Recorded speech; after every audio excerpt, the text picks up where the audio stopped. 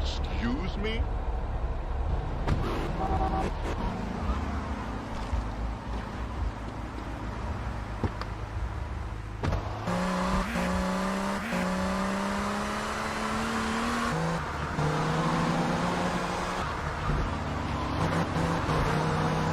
Why did you stop?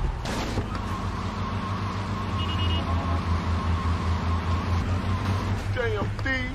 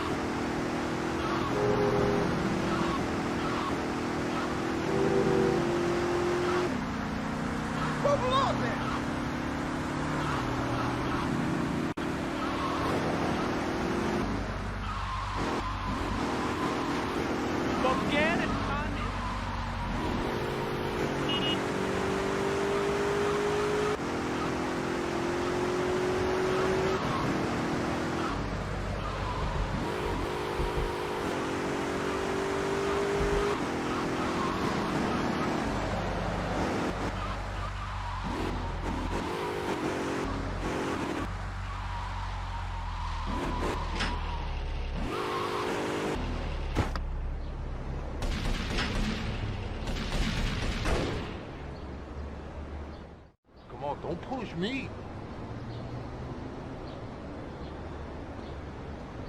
You drunk or something?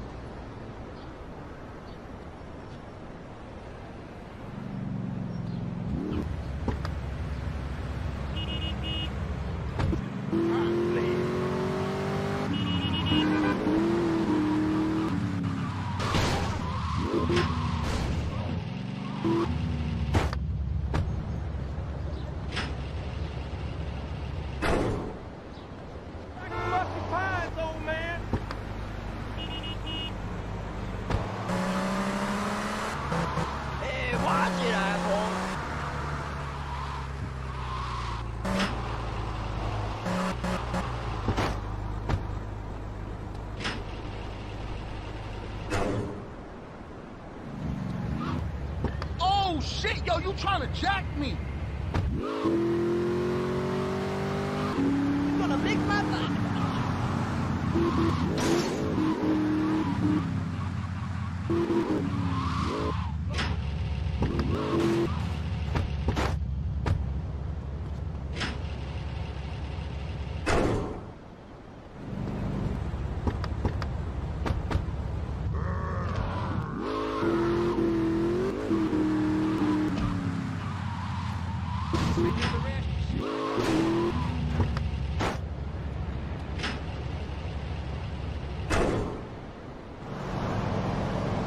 Yo, you trying to take my whip, son?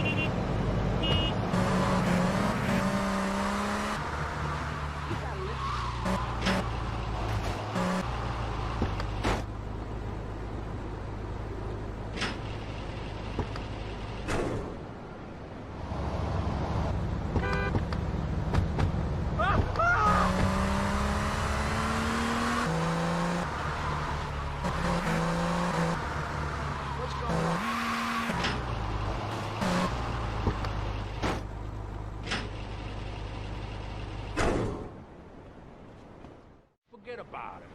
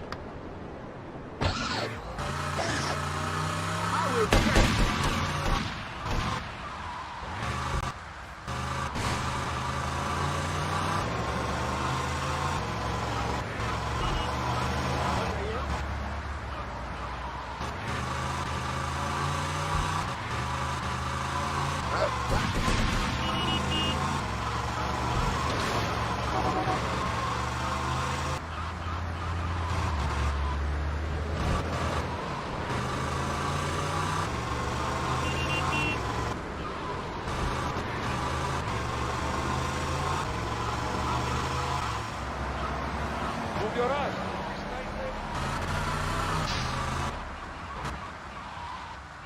Hey, Mario.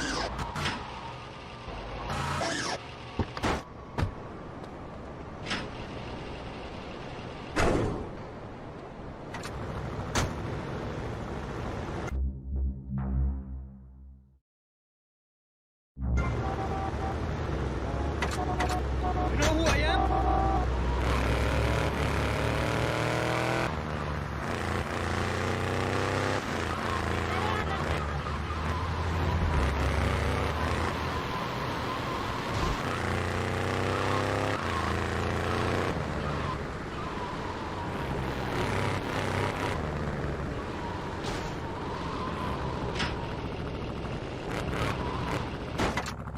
Forget about it, Mario.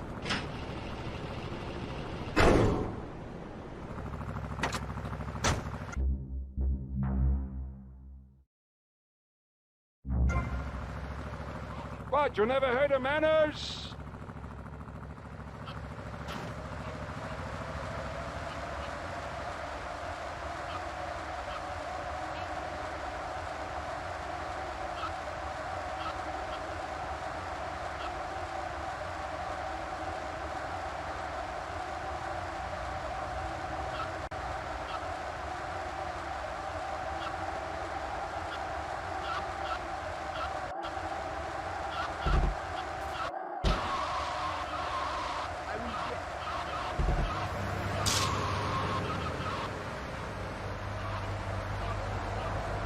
I would have buried you.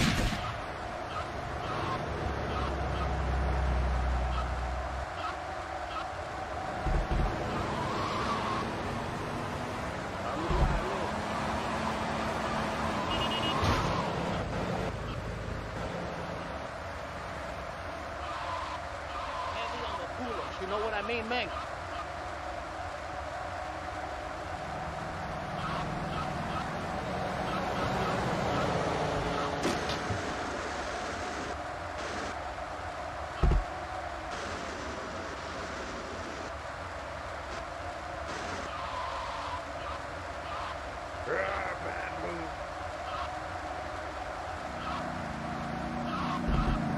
Didn't you see a fly?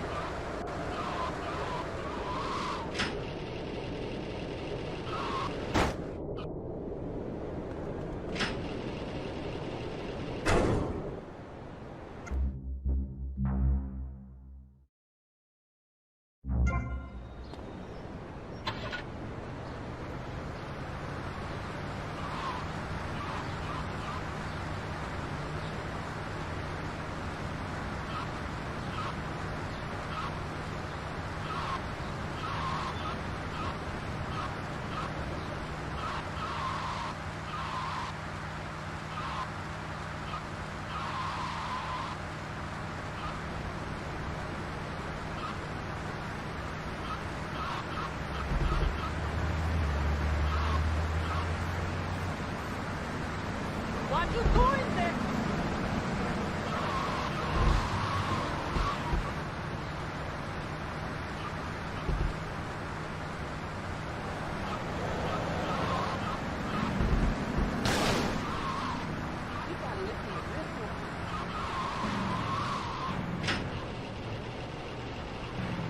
We got problems with the street kids.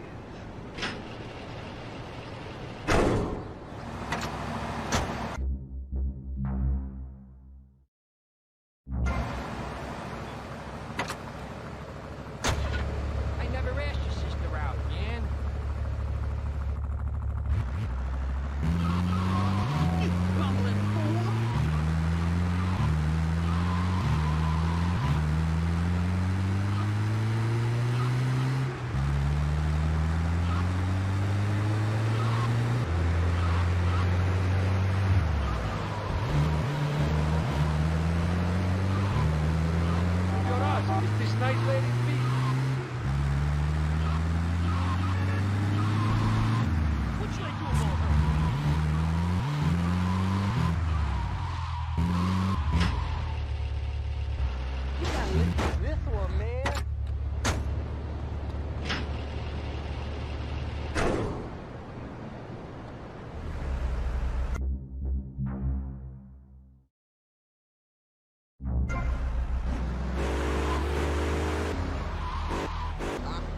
no?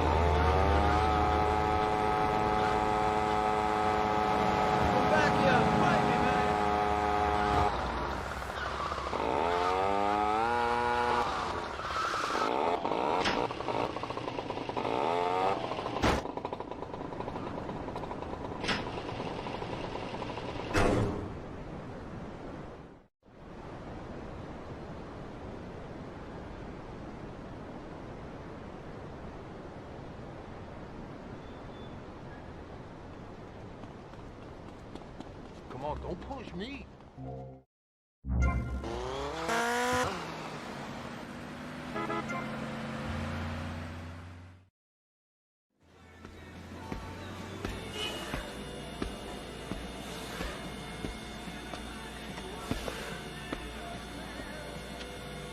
Guess you're the new owner. What are you, mob, cartel? You don't look Mexican.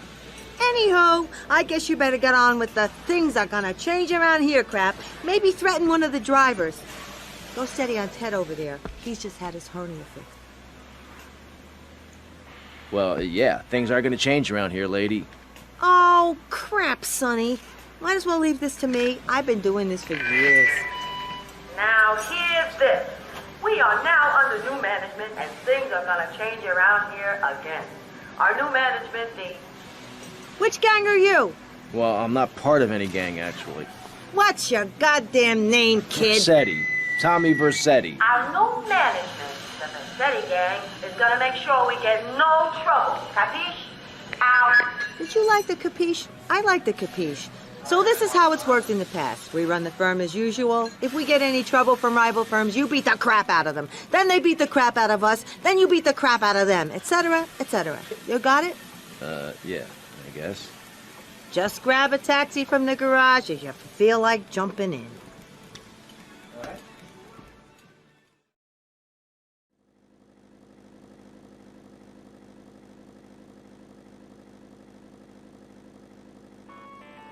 I told myself, Mario, take it easy.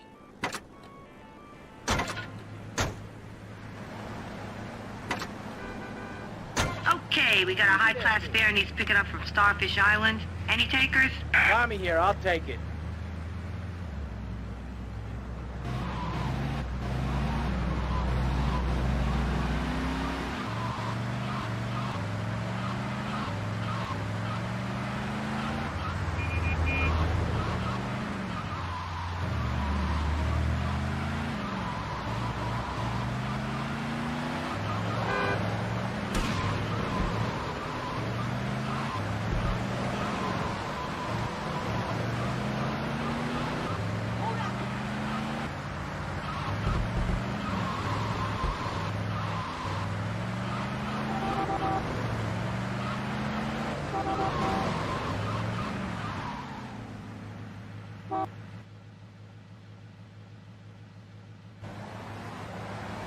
This is my fare. Back off, asshole.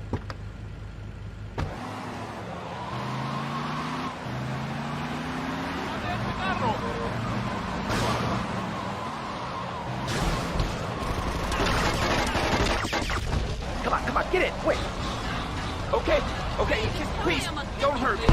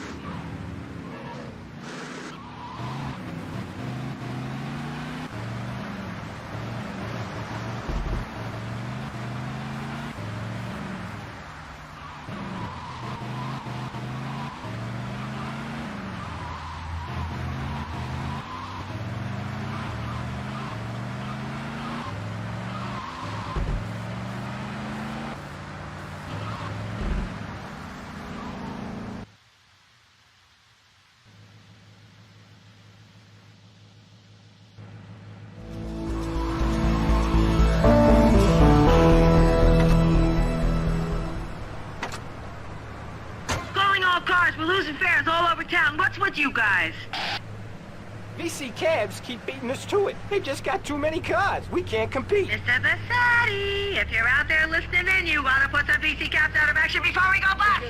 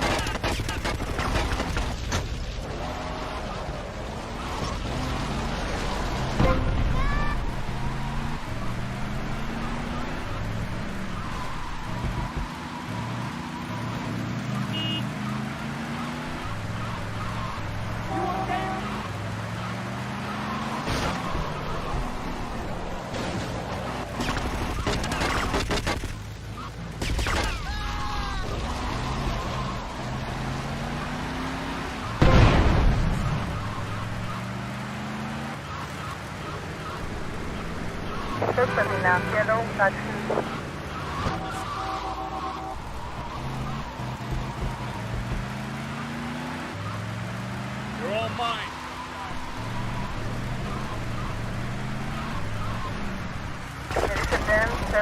Central 54. Respond to a 1028. Central 54. Respond to a 1028. Central 54.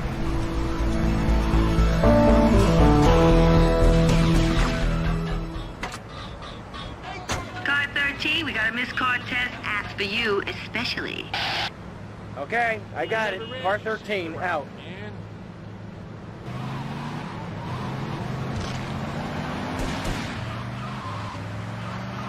What are you doing, man?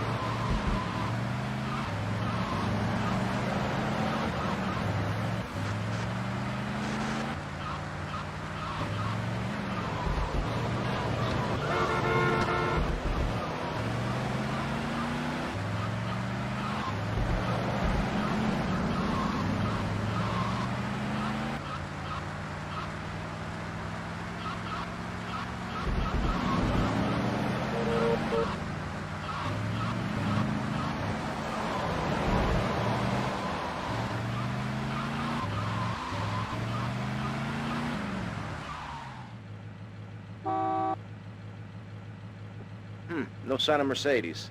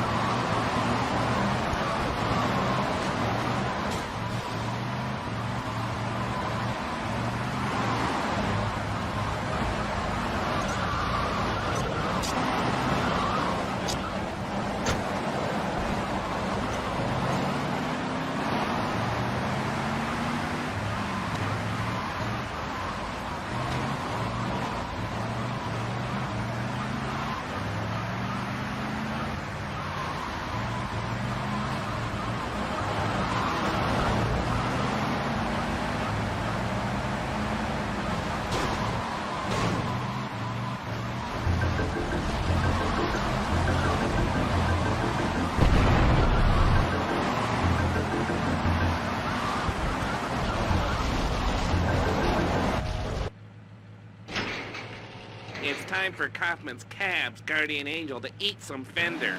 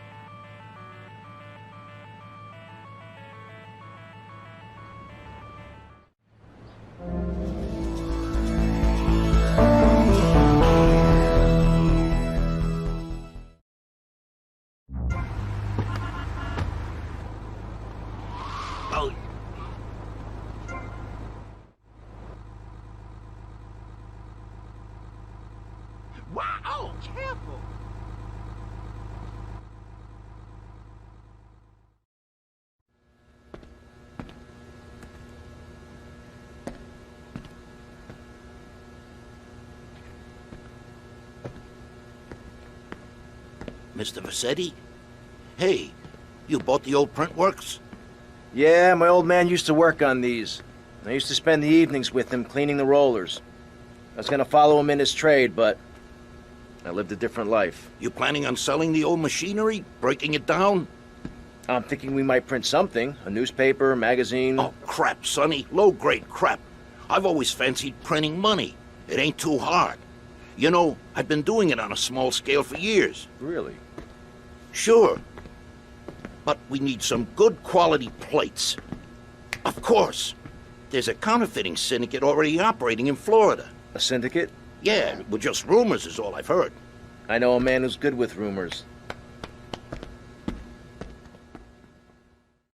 Give me a hard time.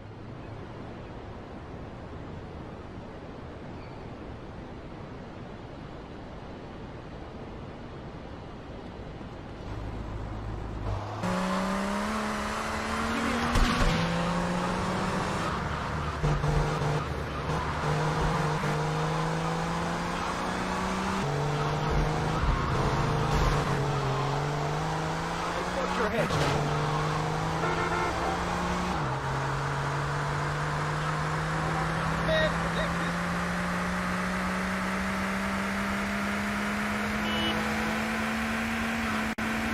This is worse than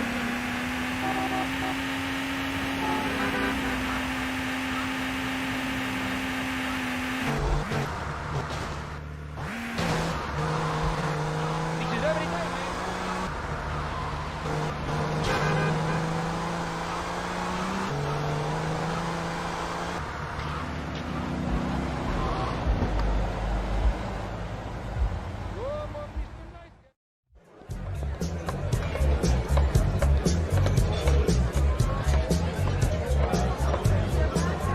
Look at the arse on that. All right, girls, you're lost, mate, innit? All right, me old China. How's it hanging? What do you know about counterfeiting? Oh, I'm fine, Paul. How about you? Come here. Oh, all right. You're obviously a busy man. All I know about Dodgy Reddies is to try and supply the plates. You know. They've got a shipping company down the docks. The boss man would know when the plates are coming in next. Thanks, Paul. What's the matter with you, you maniac? Give me another drink, lively.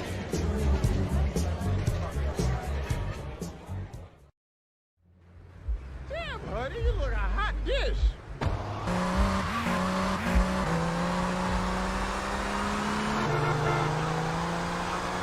Move it or move it.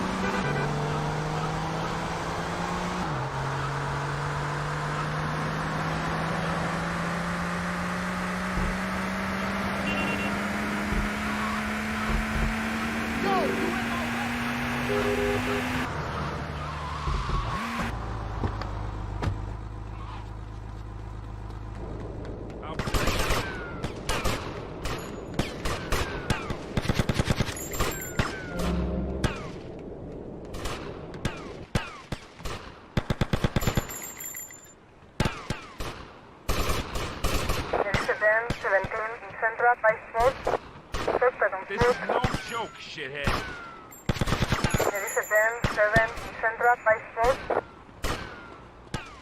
This is no joke.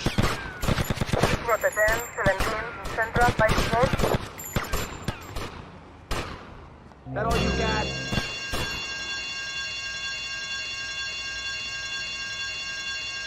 Gordo. Oh, all right, no defeat, no defeat. Oh, I talk.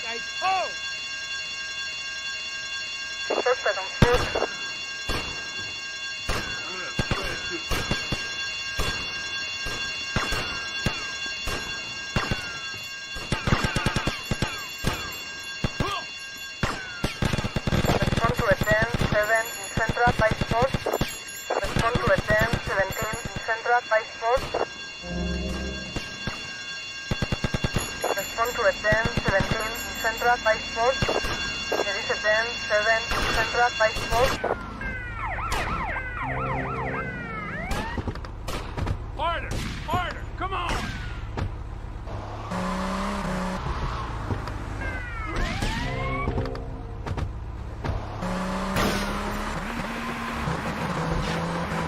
Suspect was seen in a dark red sport car. There is a 10-31 Central by Sport.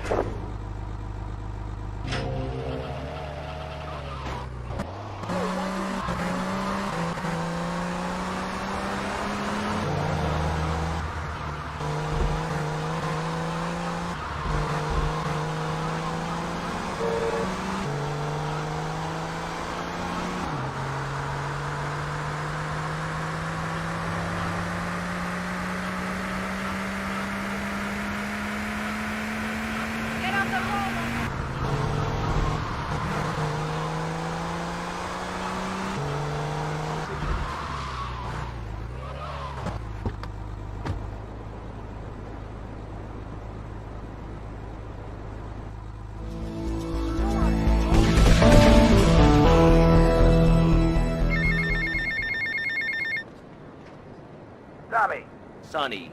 how busy you are suffering from hearing problems, so I'll try again. Where's the goddamn money? Where's the goddamn stuff? And where's my cut on your new action? You're making an idiot out of me, Tommy, and I'm not laughing yet.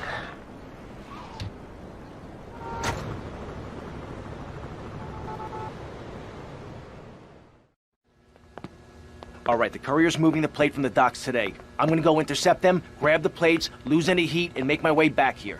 Now, depending how well this goes, we may have 5 minutes to print the money before the counterfeit syndicate finds us, or we may have all year. Either way, I want green rolling off the presses 5 minutes after I get back. Got it? Don't you worry, Tommy. We'll be ready. Me and the boys will be around in the neighborhood in case you need any heat taken care of. All right, everybody cool? All right, I'll catch you later. I hate that woman.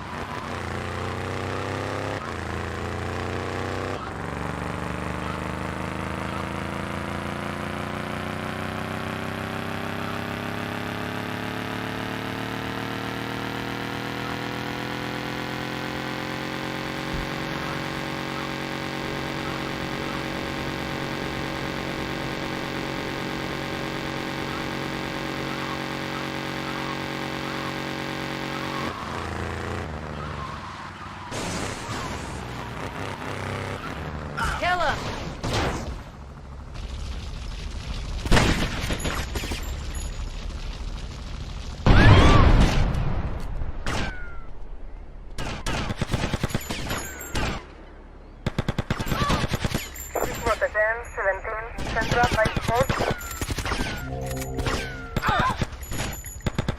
Respond to a 10-7 Central by Sport. For the 10-17 Central by Sport. There is a 10-7 Central by Sport. Suspect on foot.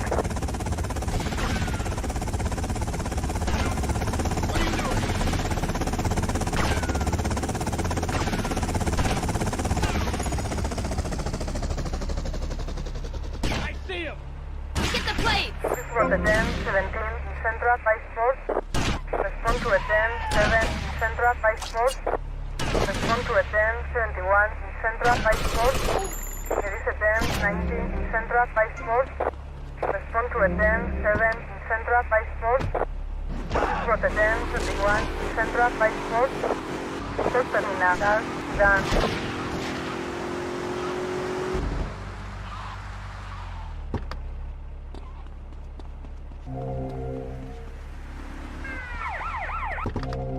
I hope for your sake I don't catch you.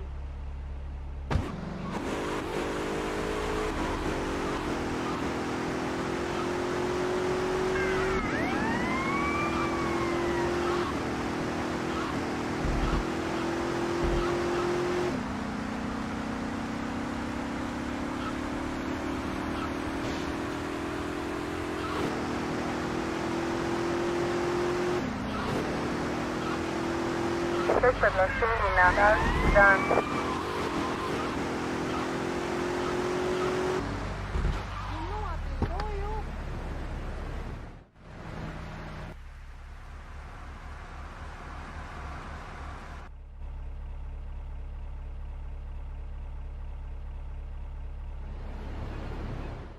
What's going on?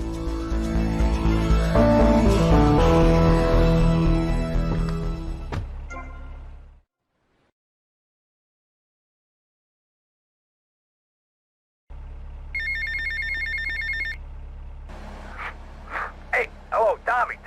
We got a situation over at Printworks. You better go and check it out. I don't know, some kind of mess or other. Things are messed up. I gotta go.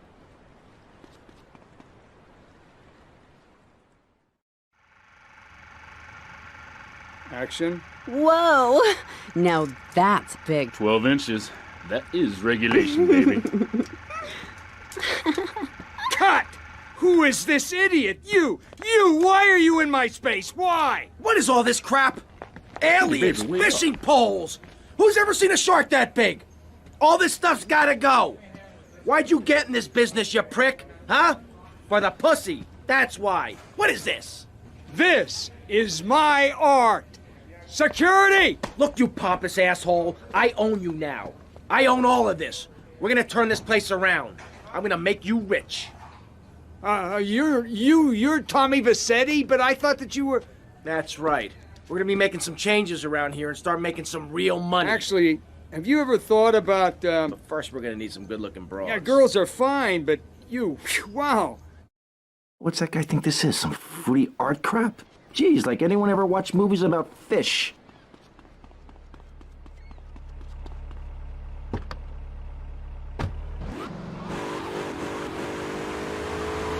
Man, it's too hot out here for this.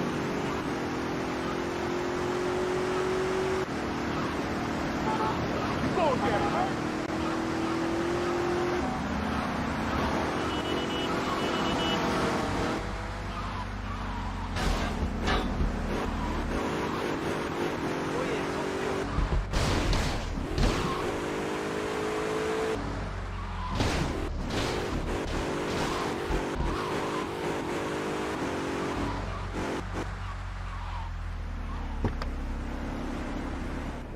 I just came back from the doctor. I'm clean. Yo, Candy, I'm looking for movie talent. You interested? Sure. But you'd have to talk to my agent. The hell are you doing? You should have stayed at home today. Can you believe this, asshole? I'll hurt you, boy.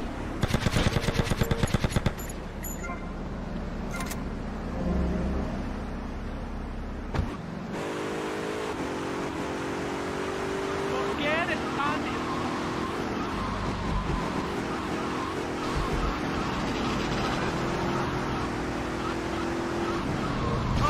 And I just got her a new job.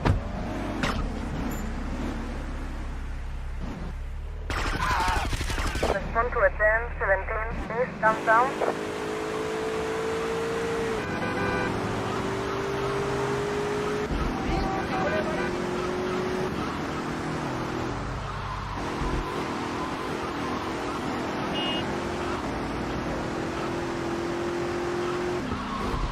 You in trouble, man? Suspect lost in Natal, done. Respond to a 10-17 Central downtown. Respond to 10-7 Central downtown.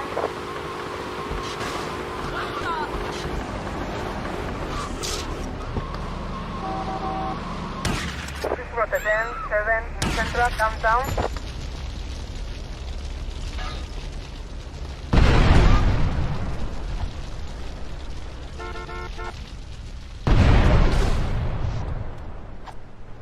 Respond to 10-71 Central downtown. Respond to a 10-7 Central downtown. Respond to 10-90 Central downtown. Suspect on foot. There is a 10-51 Central downtown.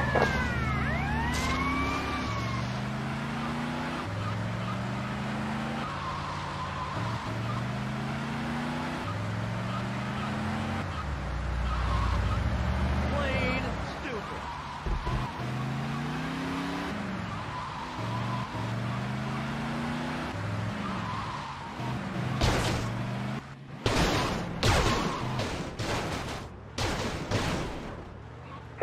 scene now. Silver, done.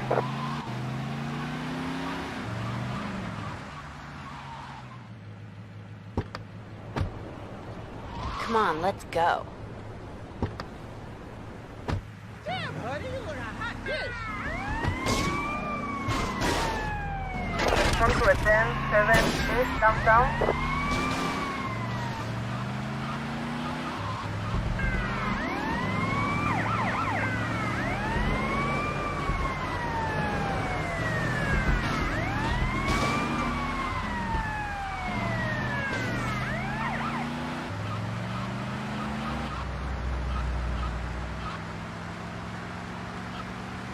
Move it, man.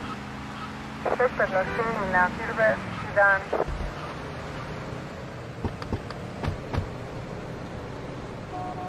Hey, Mercedes. Hey, Tommy. You want a party?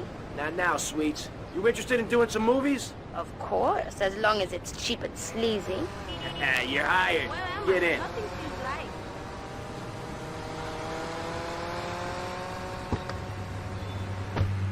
Easy on the giggles, please.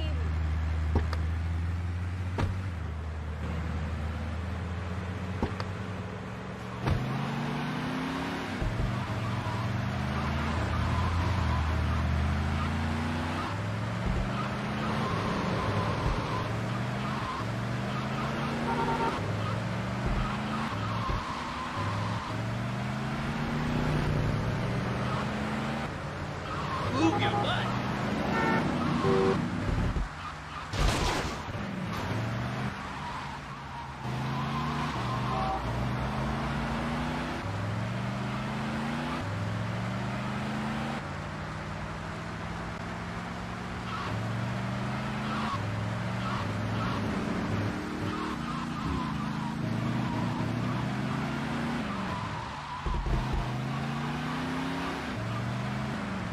Hey, Tommy. You coming in for a warm-up? Maybe later, babe.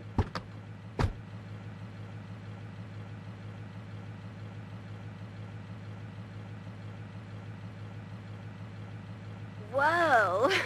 Cool shark.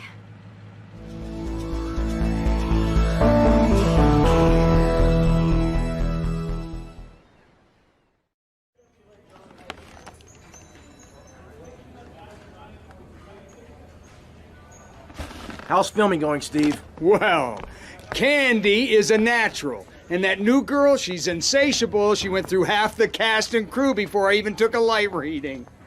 Anyway, hey, tomorrow we're going on location to shoot the boat scenes. Boat scenes? What boat scenes? The fishermen are in the throes of passion when the giant shark comes in. What'd I say about the giant shark?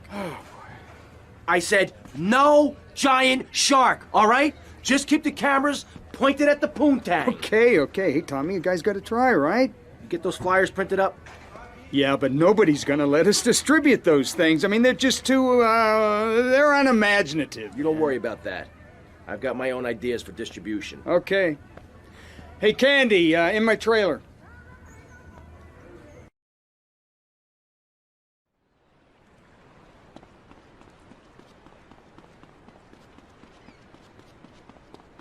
What's going on?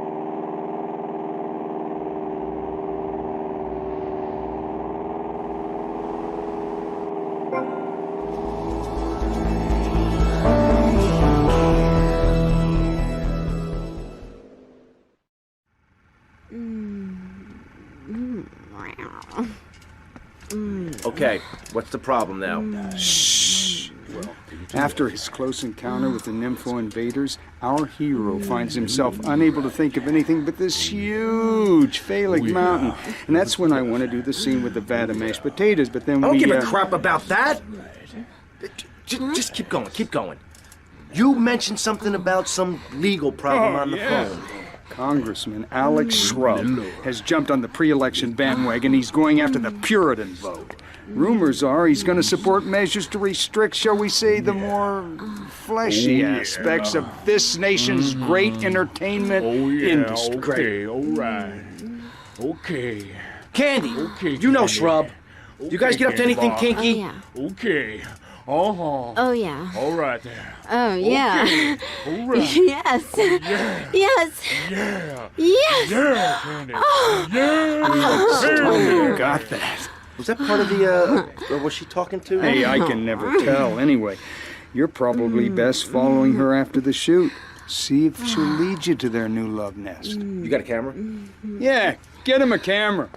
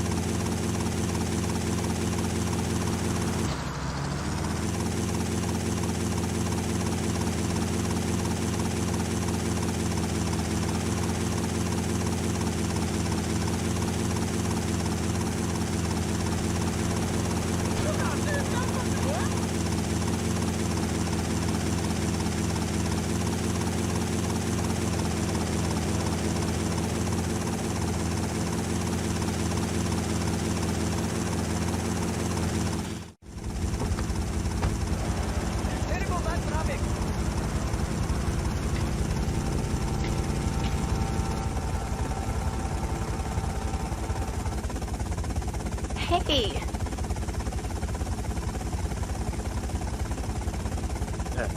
Ken, could you call me Martha?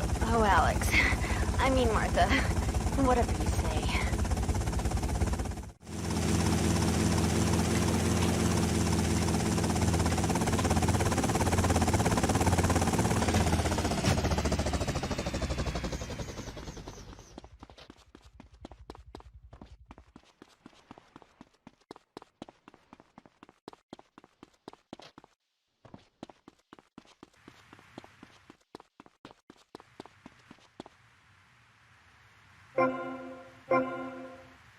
Martha, someone's watching. How kinky. You, give me that camera.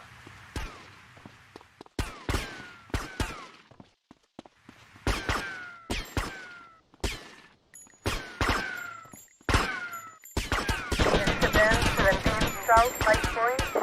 Respond to a 10, 7 south 5 point. Respond to a 10, 17 south 5 point. This was a 10, 7 south 5 point.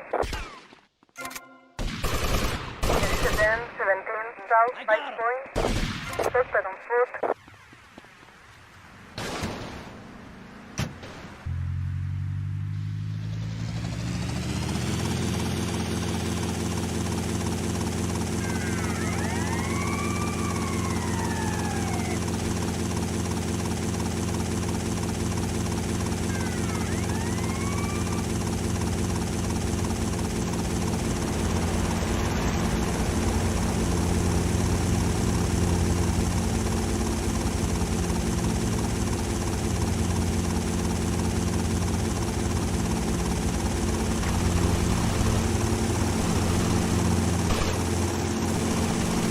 Suspect was seen in a white helicopter.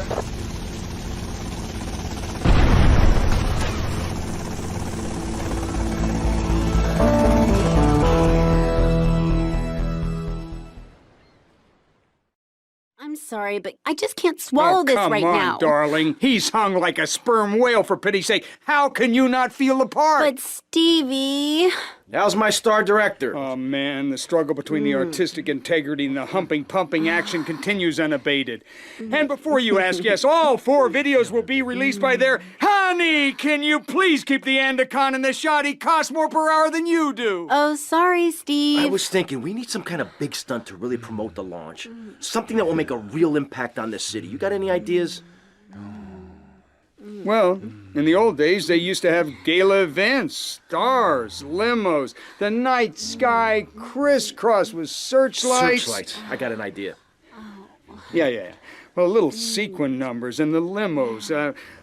Premieres. Oh, yes, ma'am. Of course, ma'am. And the press and the barrage of lights.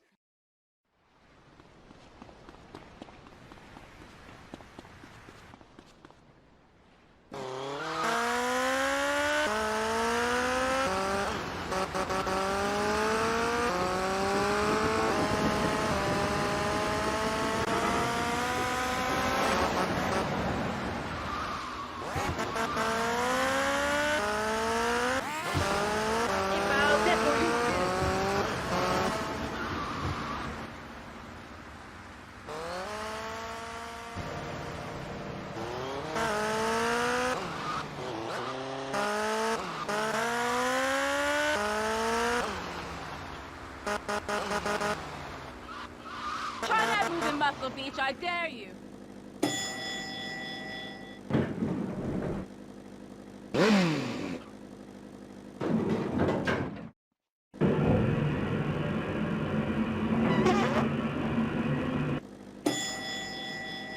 Has anyone seen my attaché?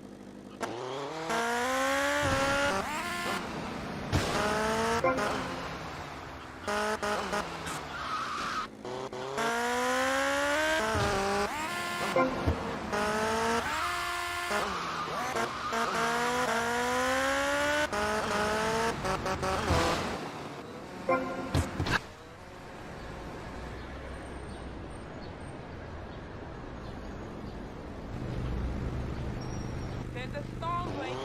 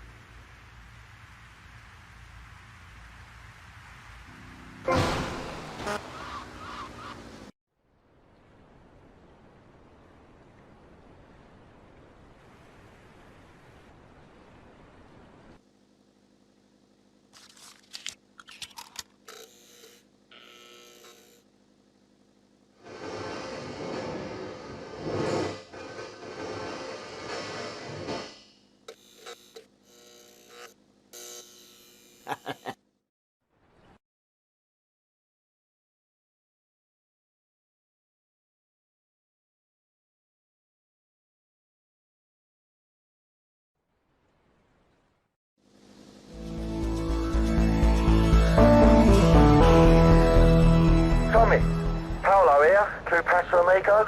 What do you want, Paul? I don't want any fake label clothes. Very funny, mate, but you know I don't touch bent gear. No, I was just calling to see if I can get a part in one of your movies. Back in England, I did a lot of blue stuff, mate. I'm packing more heat than you, my son. Paul, thanks for the offer. I'll bear that in mind. Seriously, don't forget about me after all I've done for you. That's what I'm trying to forget about.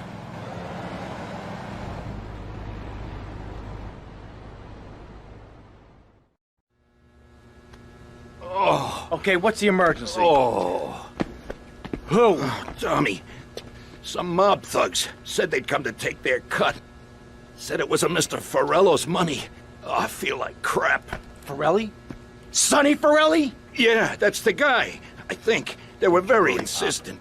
I'm not angry with you. Get him to the hospital. Tommy, rip that guy a new asshole for me. I'm gonna rip him too! This is what I call serious business, man.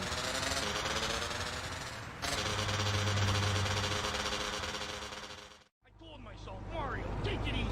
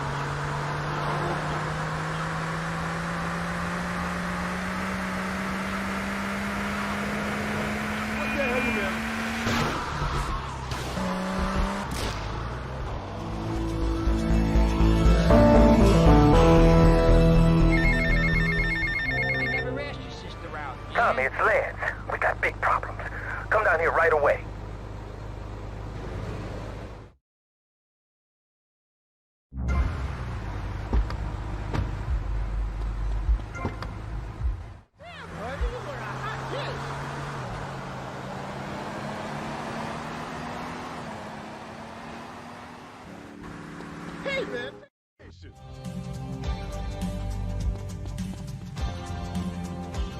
You got no class.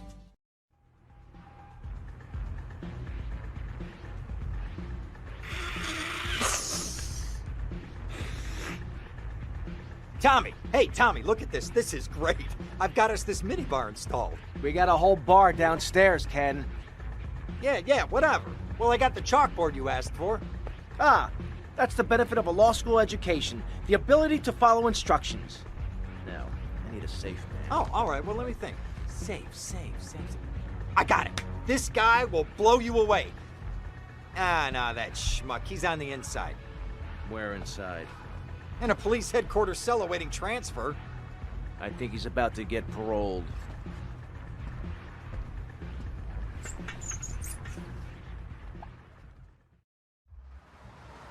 Where is this?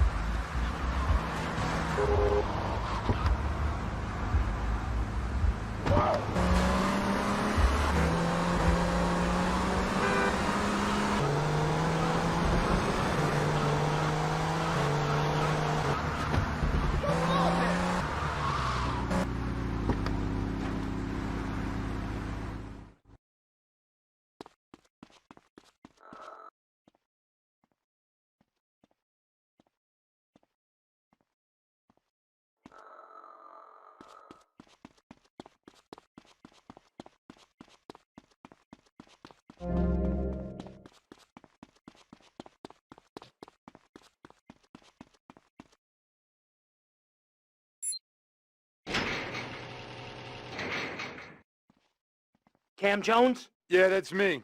I'm busting you out. Whatever you say. What do you Lose the heat and get me back to my place. Respond to a 10-17 in Central Washington Beach. There is a 10-7 North Washington Beach. Suspect on foot.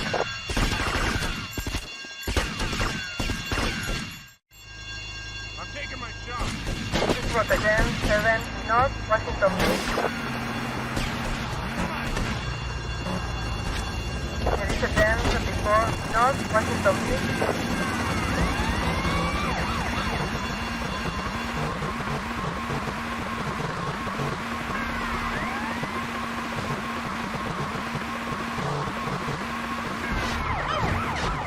Suspect in a light blue gray sport car.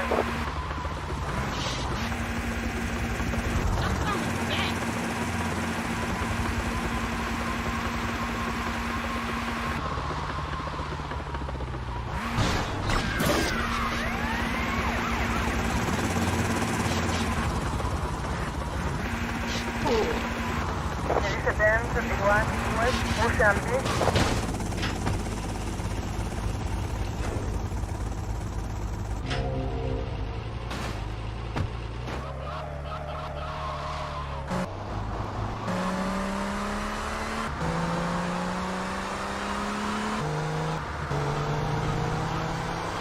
Damn, Charlie.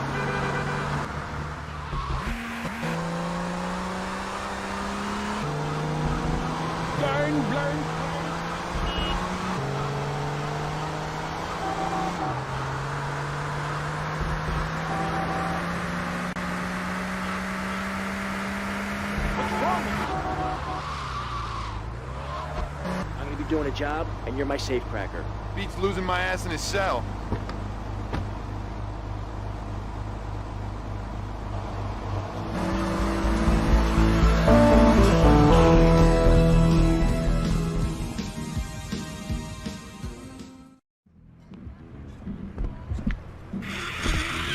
We need a stick-up man, you know one? Hey, Tommy, this stuff keeps you sharp, man. Woo!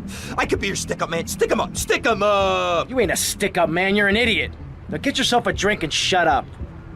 Hey, get out of my way! Yeah. Ow. Relax. Cam, what do you think? Well, the best shooter in this town is a guy named Cassidy. Is that so? Yeah, a military guy, or thinks he is. I doubt he was ever in the army, but he certainly knows how to get a hold of guns. He'll be down at the shooting range. You totally suck.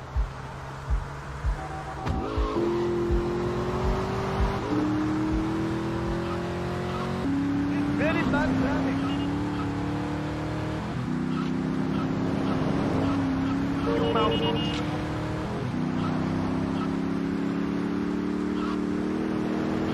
Loose, amigo.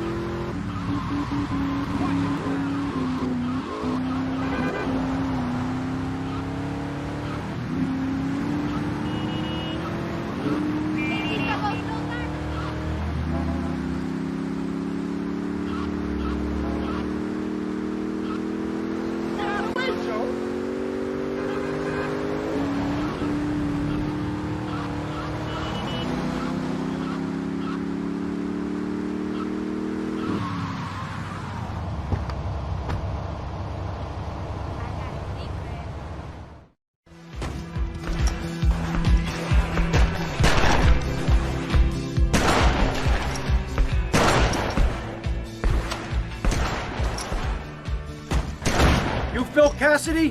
Why? I'm looking for a man who can handle a gun. From this setup, I'm not too convinced. Son, I can shoot a fly off your head at 80 feet. Oh, really? Yeah, I learned it in the Army. Fly shooting real popular in the Army? Glad I don't pay tax. You trying to be funny, kid? Let's shoot!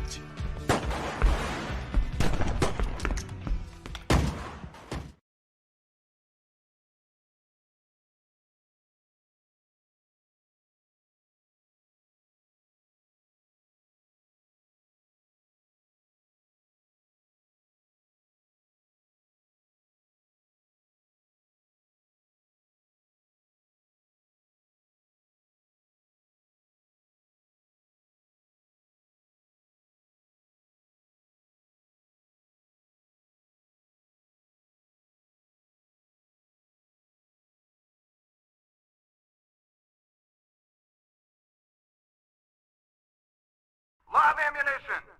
Aim. 3, 2, 1, fire!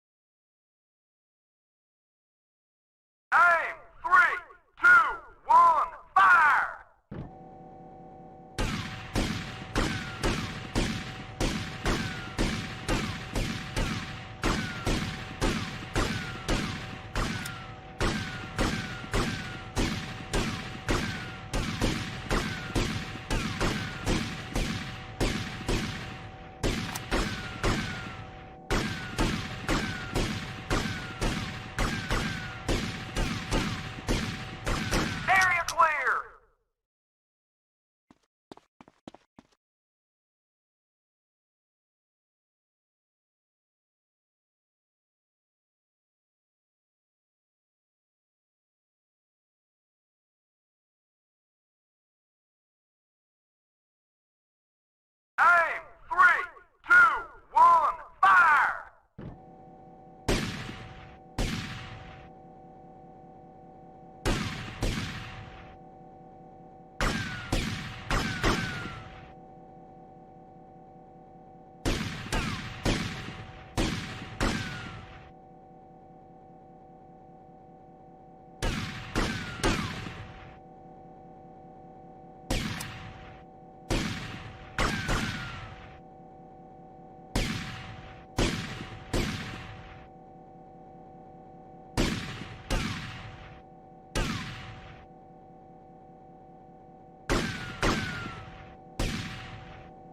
Area clear!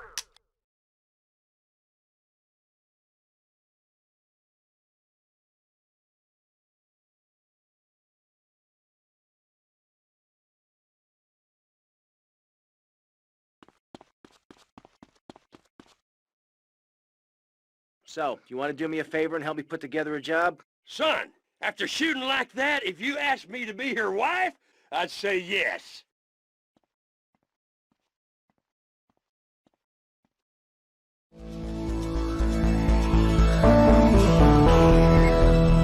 Get to the payphone in Little Havana. How you playing? Things are starting to come together nicely here. What's the plan, Tommy? Que pasa, amigo? The plan is you keep doing that like a moron. Anyhow, we need a driver. Tommy, I'll do it. I can drive. You want Hillary, mister. Not some smart-talking law school chump. Hillary's a real deal. You ain't never seen anyone drive so fast. I'll give him a call here. Hey, Hill. It's Phil. How's it going? No, don't talk. We'll reminisce later. You want to do me a favor? I got me a guy from up north. Oh, no, I don't think he was in the service. But he wants a driver for a bit of action. Okay, I understand. What'd he say? Well, he'll do it, no problem. Well, there might be a little problem. See, he has abandonment issues. Seems he won't work for anyone who can't beat him. Something to do with his mama. Anyway, he wants to race you first. Said he'd meet you outside. Abandonment issues. Who is this freak? Why can't I meet someone normal for a change? You Tommy? Oh, of course you're Tommy. I mean, why else would anyone want to speak to me? Okay, consider it this way.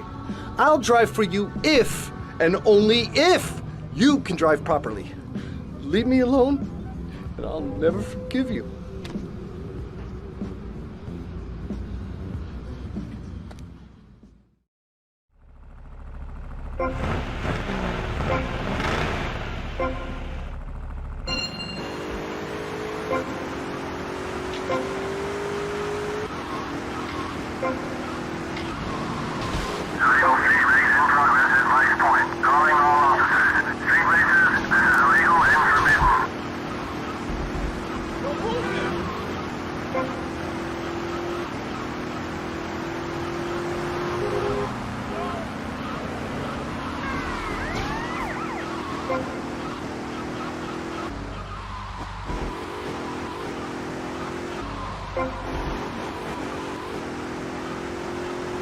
Terminada, Sudan.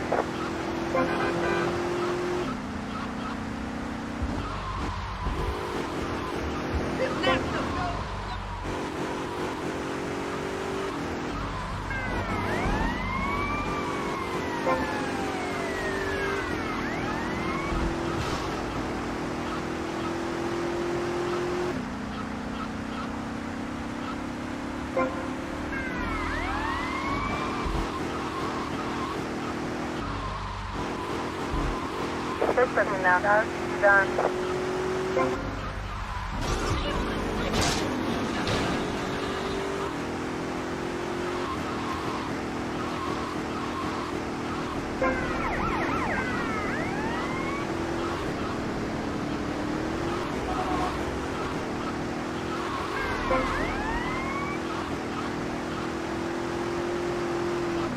What are you doing?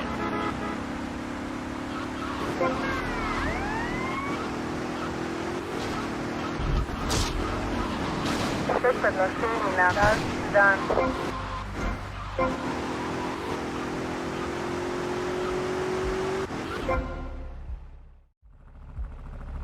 Okay, I'll drive for you, but please treat me bad.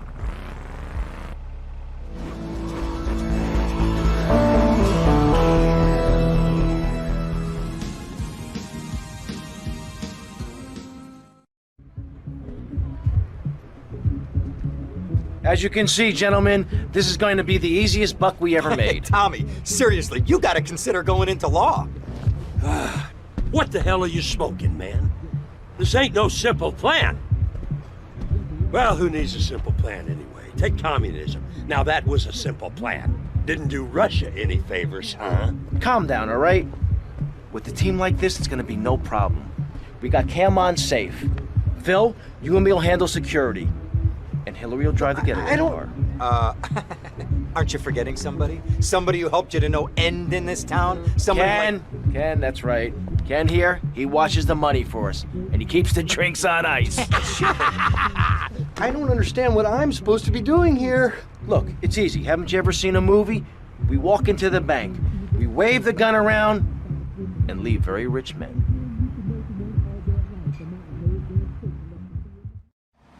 I'll drive. Great! A passenger! Will I tell the group about this?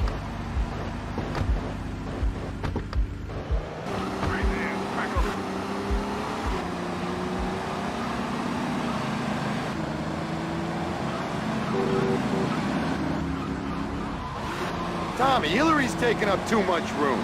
I am not. R2! Hey, shut up, you two, or you can get out and walk. Yeah, Hillary.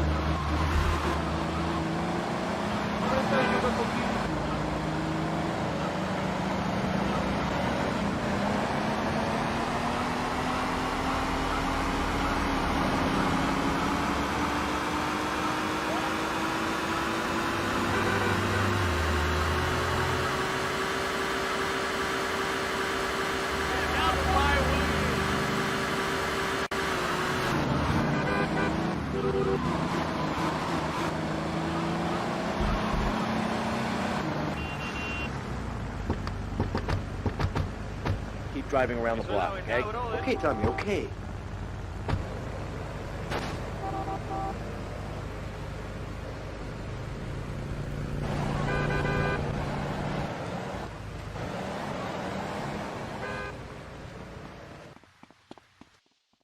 Okay, guys.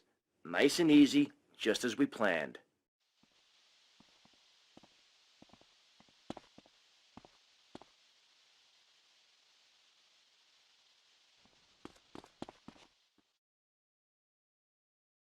This is a raid! Nobody move! Everybody up against that wall! Phil, hold down the fort. Wilco, roger that! Come on, Cam, the vault's upstairs. You join it?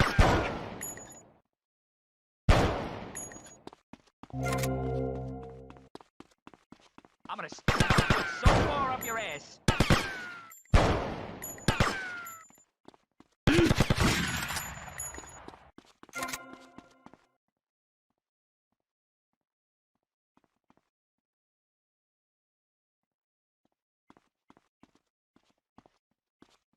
Wimp. Damn! It's a Flangy 9000. This could take hours to crack. Or 5 minutes if you could find the manager. I'll go find where he's holed up.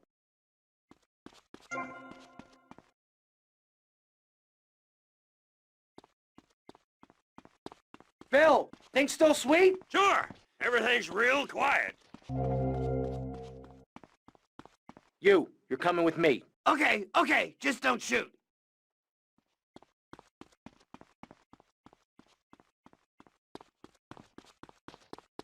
I said nobody move!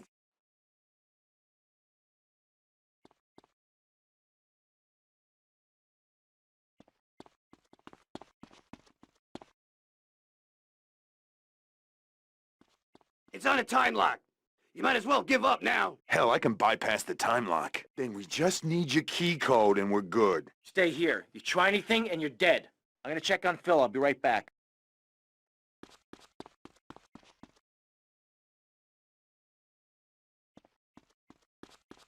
I told you not to touch that alarm! team will be here any minute. I could do with some help here, Tommy. Clay City SWAT, you are completely surrounded. Surrounded? They're crapping themselves. You rotten bastards. Tommy, the vault's open. Okay, we got the SWAT retirement fund. Let's get out of here. Okay, you asked for it. You've had your last chance. They're storming the place. Take cover!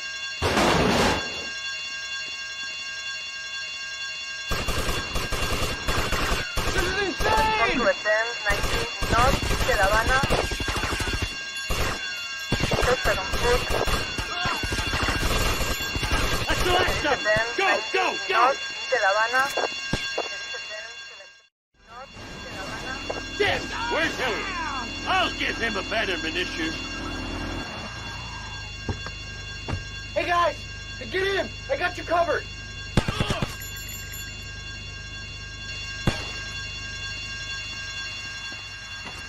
Respond to attend 17 North de La Habana.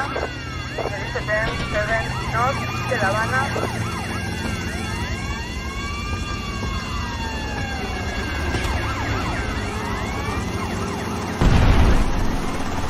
Suspect now, yellow, taxi.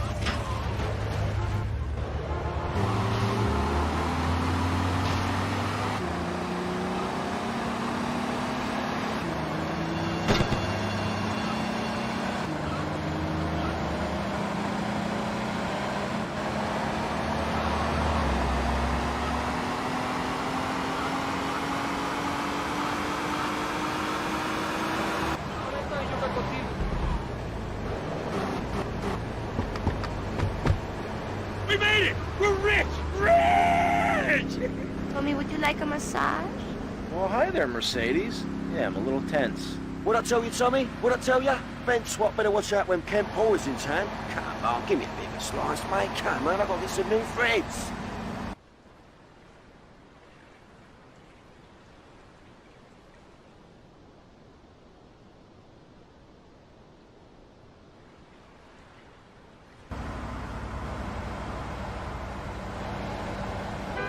What's that about, pal?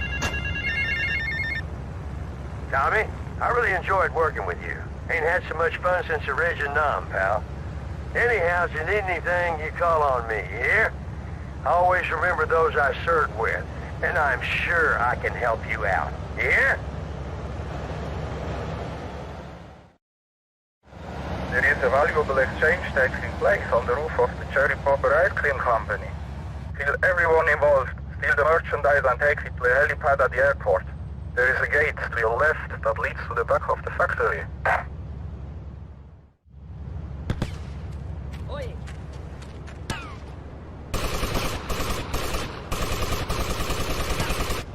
One day this will be my town, man.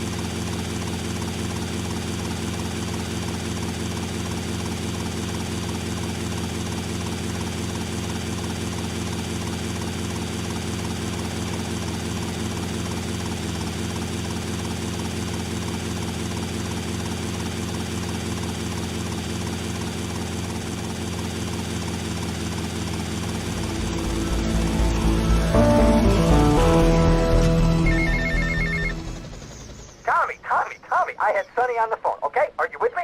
I don't know about you, but there's something about a man threatening to murder my family which really scares the crap out of me. What are you gonna do? Ken, take it easy. I am calm. Calm as a man can be when he's fearing for his life. Stay off the idiot fuel and look after yourself. No one's gonna take us out. I'll see you later. I am calm. Don't I sound calm? Must be impending death that is doing this to my voice.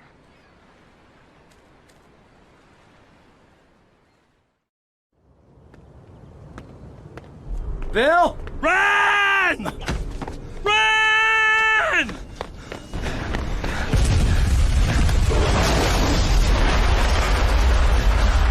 Ah, wait! Never get a naked flame too close to one of Phil Cassidy's moonshine stills. Shit, Phil. Drink that stuff? Hell, you don't have to drink it. Just a good whiff will set you off. Listen, Phil, you said you could fix me up with some firepower. Sure thing. There's some Mexican gun runner. Been doing me for business of late. He does his weekly run about now. Hey, ram his hardware off the back of his trucks before he goes to ground. And you'd be doing me a favor while you're at it. Then finish him off.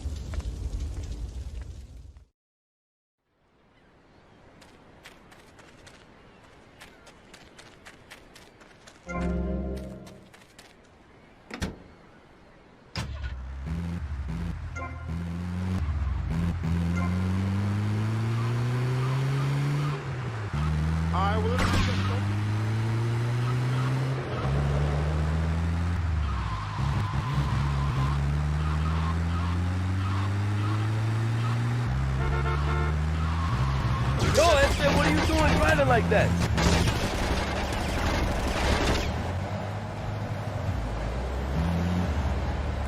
Give me the green.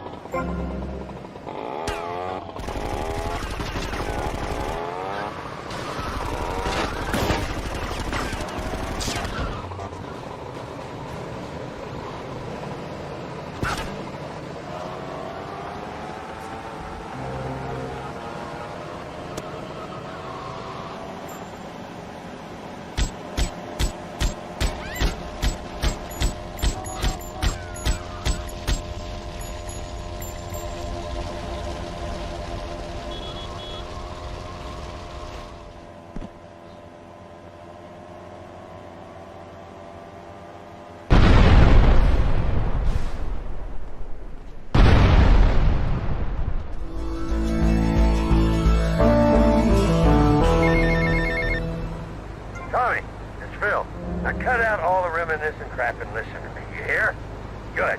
I got me some extra strength moonshine. It's nearing fermentation time, and I was wondering if you'd fancy having a shot. Seriously, Tommy. If you like a drink, or if you need to strip paint, this stuff will make a man out of you. Sure did out of me, even though I can't see out of one eye. I'll be waiting for you. You hear?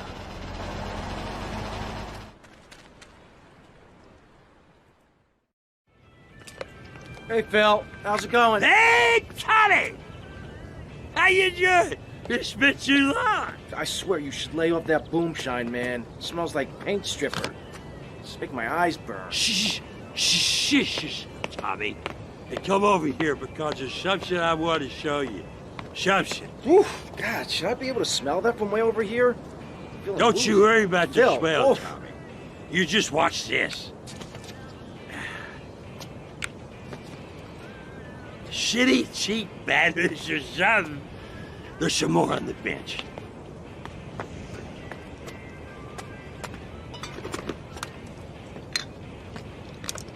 Ta-da! Oh, damn!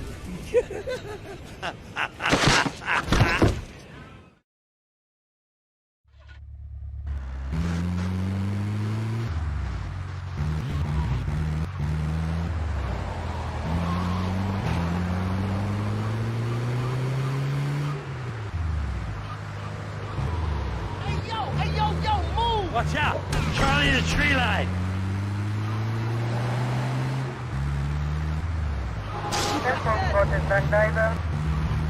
This is me, or are the roads made of jelly?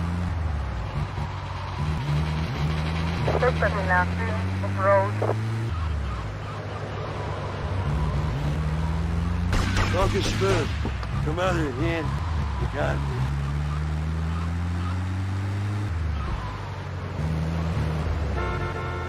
Not the hospital, man. Too many cops and Viet Cong. There's an ex-army surgeon owes me a few favors and a lawnmower. He's got a place down in Little Havana.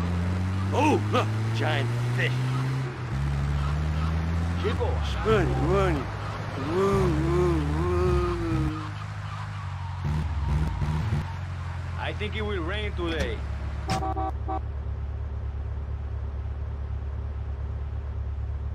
I'm next in line, man.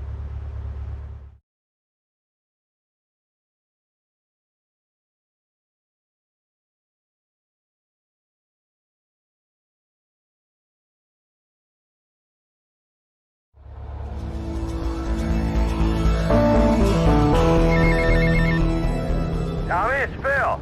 I want to thank you for helping me out back there, son. Damn Charlie, he'll always ambush you somewhere or the other. Anyway, the wound is healing well, and it means I'll no longer be defrauding the government on my disability check. Yo, my man, you blocking up the street. I never asked your sister out, man.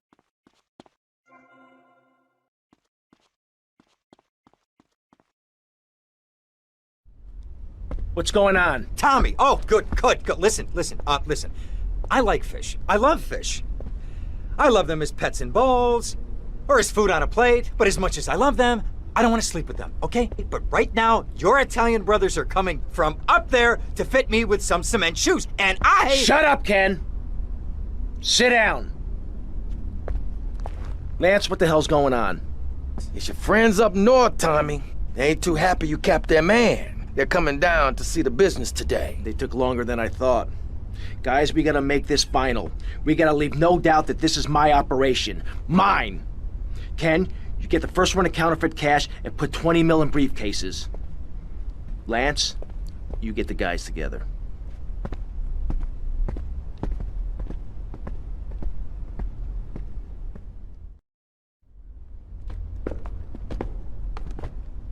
Tommy! What? No big hugs for your old buddy? I've had 15 years out of the loop. I'm a bit rusty on family etiquette. Oh, he's angry, huh, Tommy? Didn't I say your temper would get you into trouble, huh?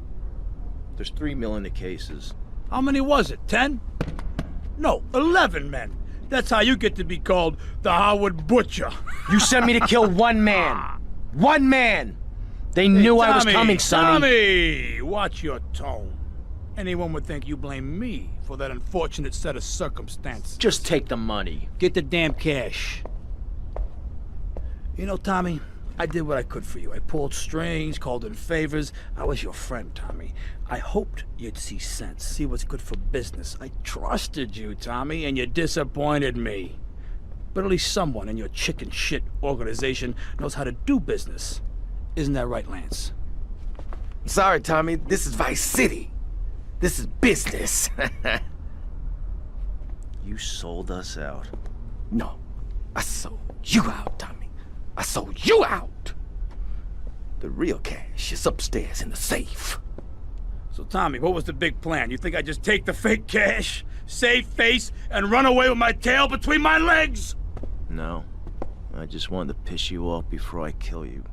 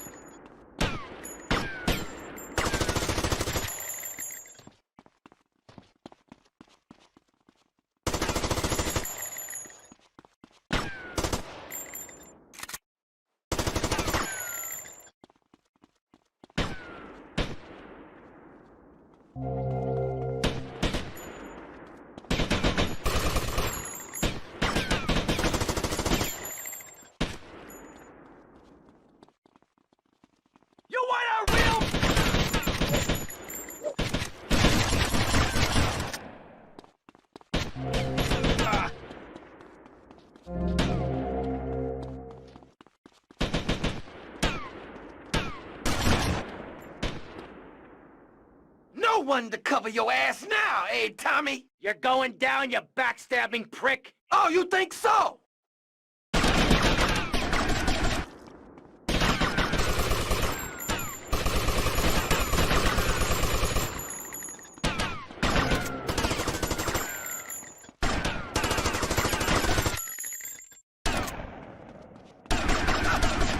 Come here, you double-crossing piece of shit! Your history, Tommy! History!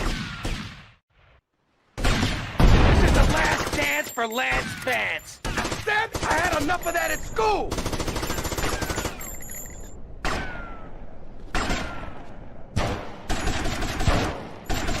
You picked the wrong side, Lance!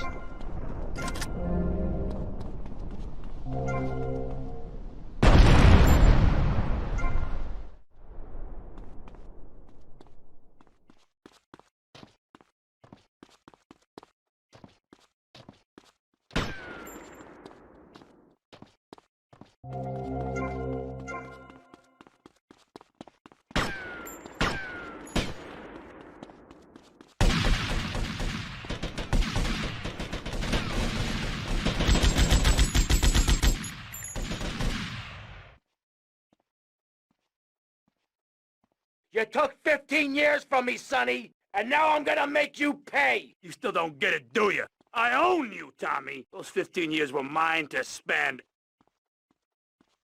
Get him, boys. He never understood a thing.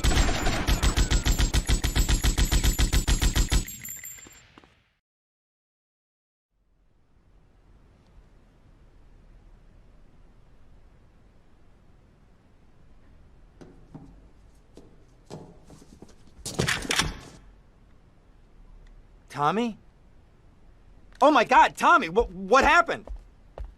What does it look like? It looks like you ruined your suit, and Tommy, that was a beautiful suit. Tommy, what on earth happened? I had a disagreement with a business associate. You know how it is. Tommy, I have a disagreement. I send them an angry letter. Maybe I pee in their mailbox. I don't start World War III. You know, maybe you should speak to my shrink. That stupid prick, Lance. Tommy, I never liked that guy, okay? He's neurotic, he's insecure, he's self-centered. The guy's an asshole. I'm glad you took him out. I don't think we're gonna be getting any more heat from up north either. Because there ain't no up north anymore. It's all down south now. Wait, does that mean what I think it means? Tommy, baby! What do you think it means? That we're in charge. I mean that you're in charge. Oh, Tommy! You know, Ken, I think this could be the beginning of a beautiful business relationship. After all, you're a conniving, backstabbing two-bit thief, and I'm a convicted psychotic killer and drug dealer. I know. Ain't it just beautiful?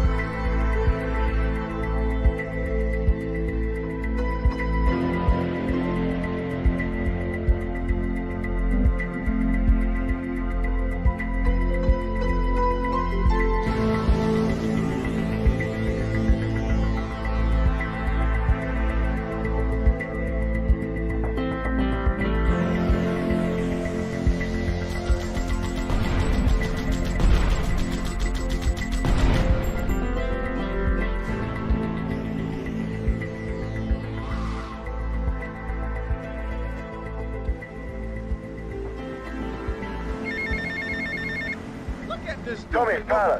How are you? Right, mate, anyway, thought I had to drop you a line. Oh, my good lord, my son, you will not believe the quality of the brass I just encountered.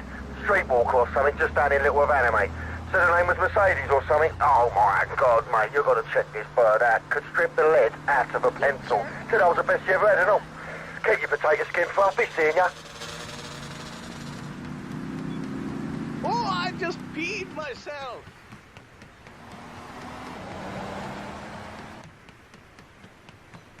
Don't bump beautiful people.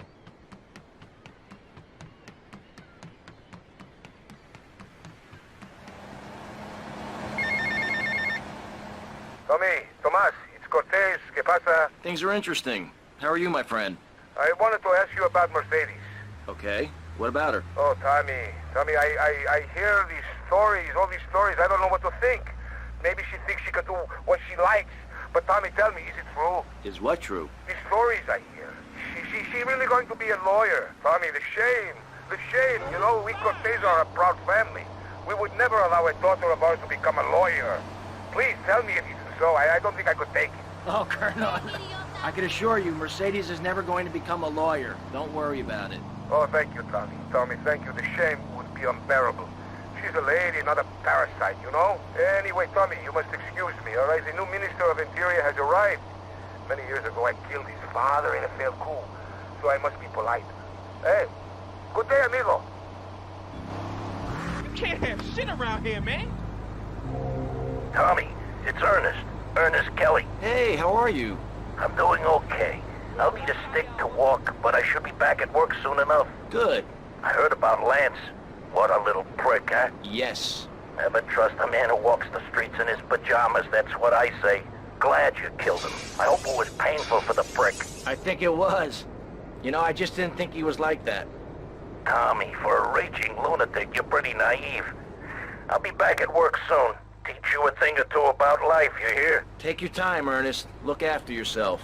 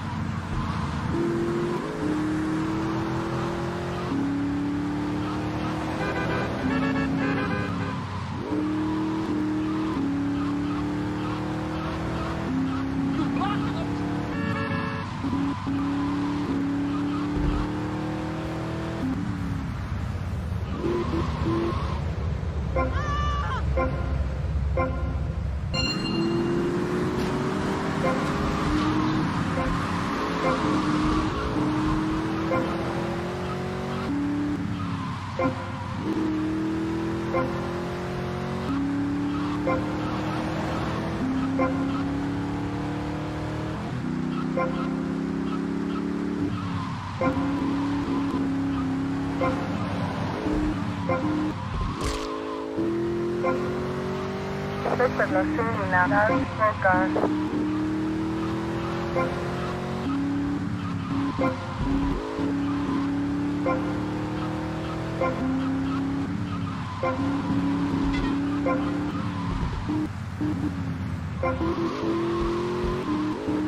You pissed me off.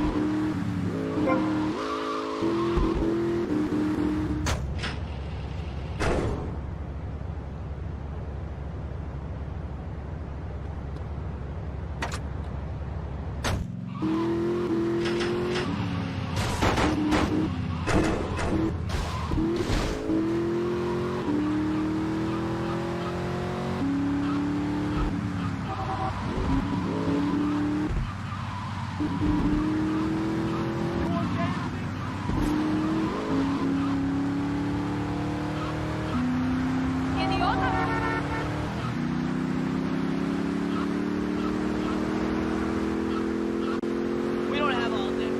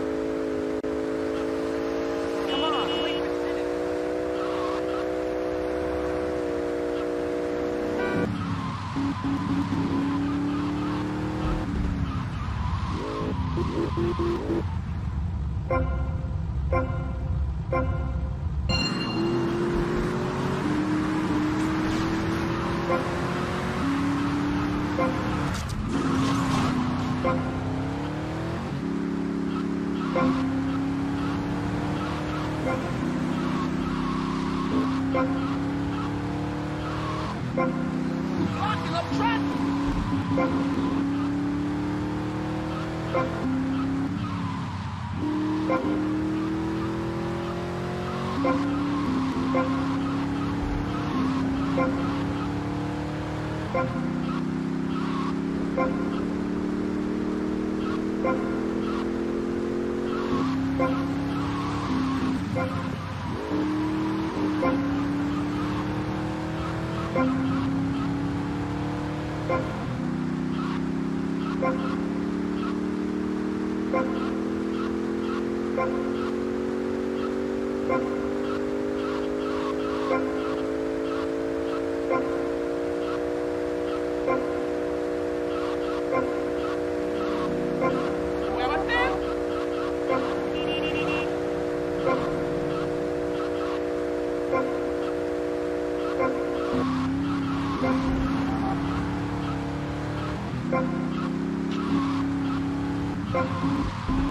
losing my patience.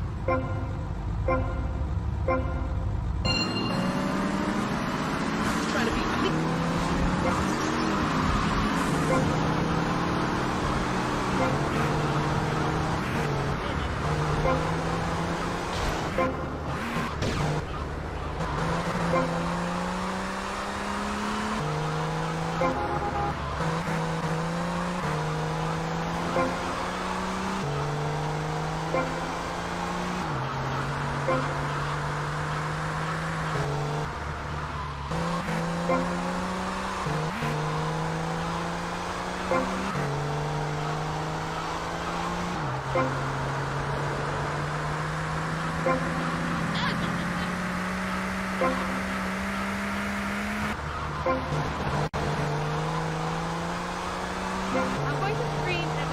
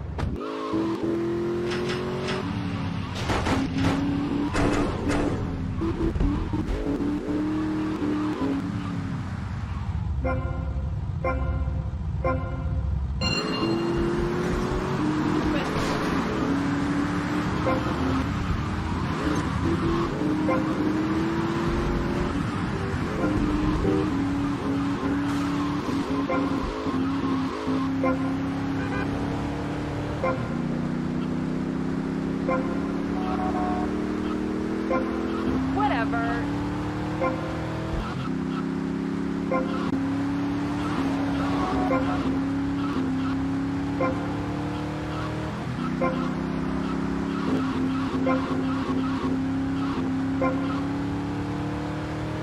This has gone far enough.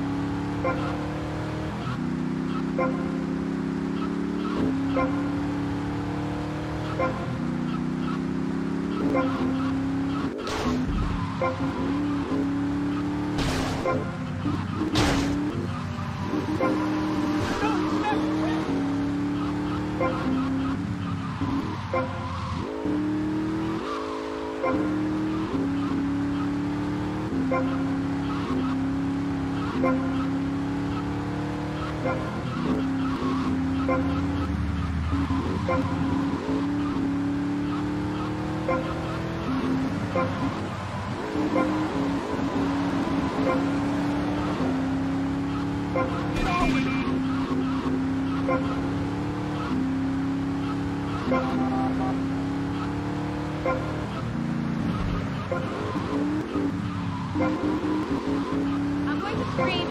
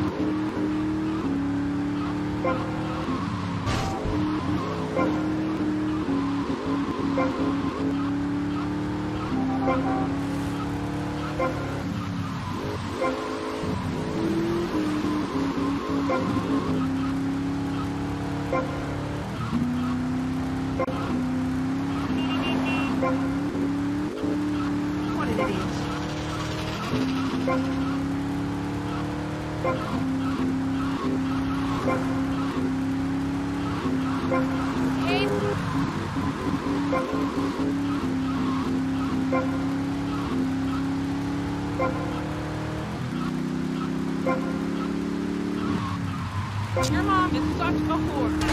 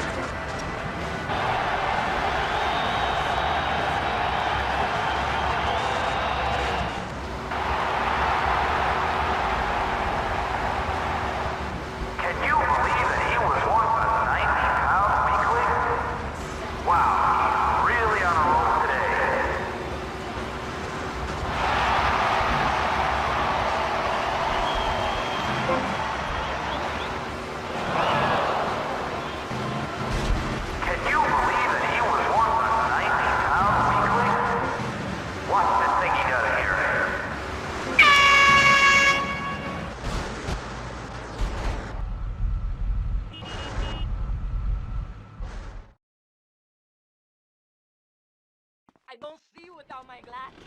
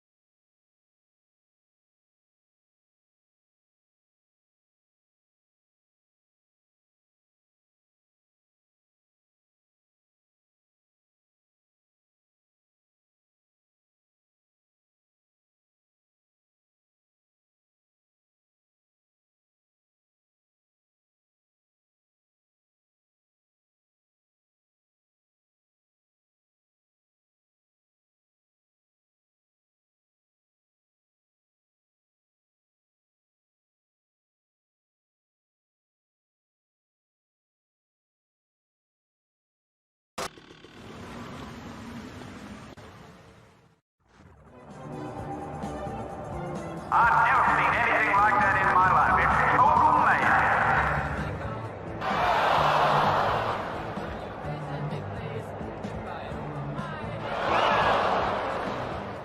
Whoa, I don't think that was supposed to happen.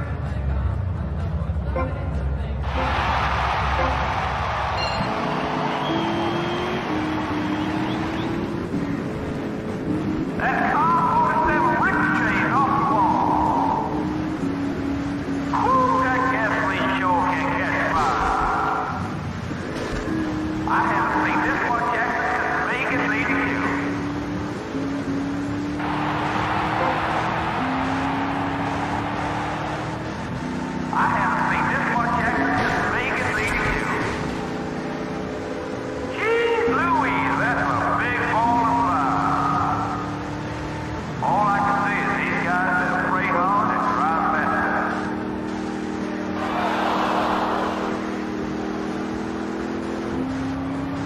I've never seen anything like that in my life. It's total mayhem. Man, I hope these guys have insurance.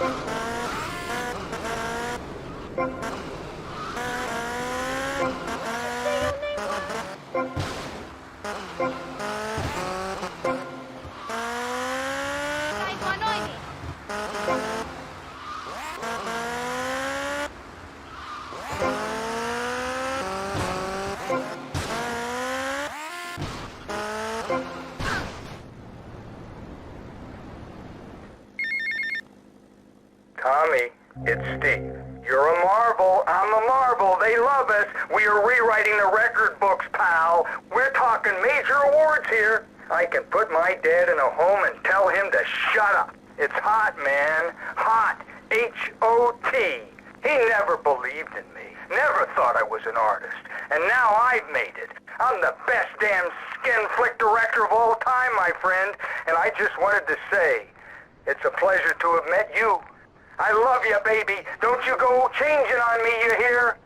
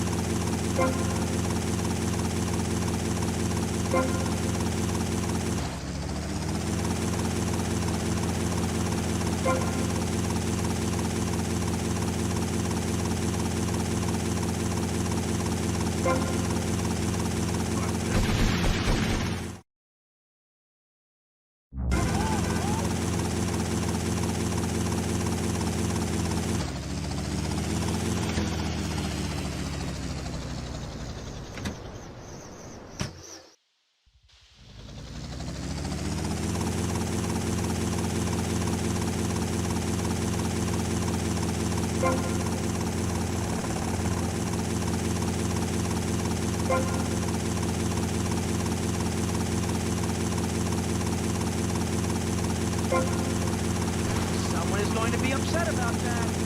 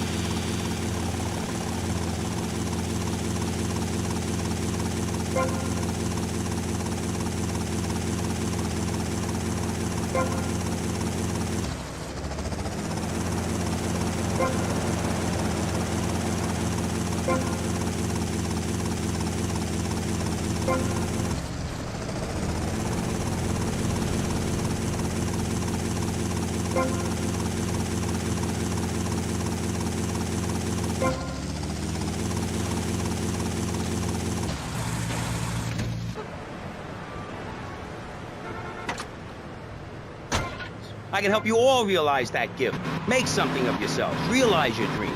I'm like a high school counselor. I'll show you your potential. It's easy. All you have to do is follow my simple program on audio cassette or VHS. Okay, not right now. This isn't a commercial. And if you're not going to underwrite the station, I can let you read these blatant plugs. People pay for that. Hey, everything in life is an opportunity. When I was in jail, I got the idea for my current business. And look at me now. I got offices in Vice City, Bogota, Lebanese, and Jamaica. If I can do it, I can help you make something of yourself. You could be just like me, a success. Hey, enough, no more. Not a word from you until you are called upon again. It's a 3-stage process. Learn, start, do it. Hey, shut up. I'm warning you, this is my show. You shut your mouth. Shut it now and keep it shut. Do not push me, you shiny suited prick. Do not push me. Hey, you have to dress to impress. I cover that in my program. People make judgments on who you are based on your appearance. Scientists say we form 98% of our opinions on a person in the first day or second we meet them. Hey, and if scientists say it, it must be true. I teach you how to live that. Enough! This is pressing issues. Enough now, okay? Enough. Please, no more. Okay, my last panelist is someone without a plan to sell, without a program, but with a beautiful message. So it says here, Vice City Civilian of the Year for 1985, Jenny Louise Kraft. Hi, Maurice. This is such a lovely studio. Thanks. How are you doing? Great. In fact, I'm fantastic. Did you see the sunrise this morning? It was gorgeous. I've been smiling all day ever since. Okay. Now let's get with the policy of ladies first. And since you seem to be the most pleasant person here, Jenny, let's start with you. You seem like a very happy person. Oh, I am. Really? Why? Well, life's great, isn't it?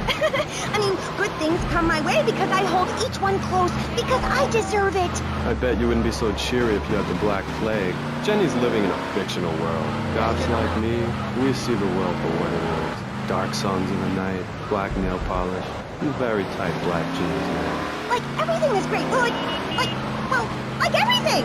Constantinos, you're shaking your head. I know, Maurice. I am. Any particular reason? Yeah.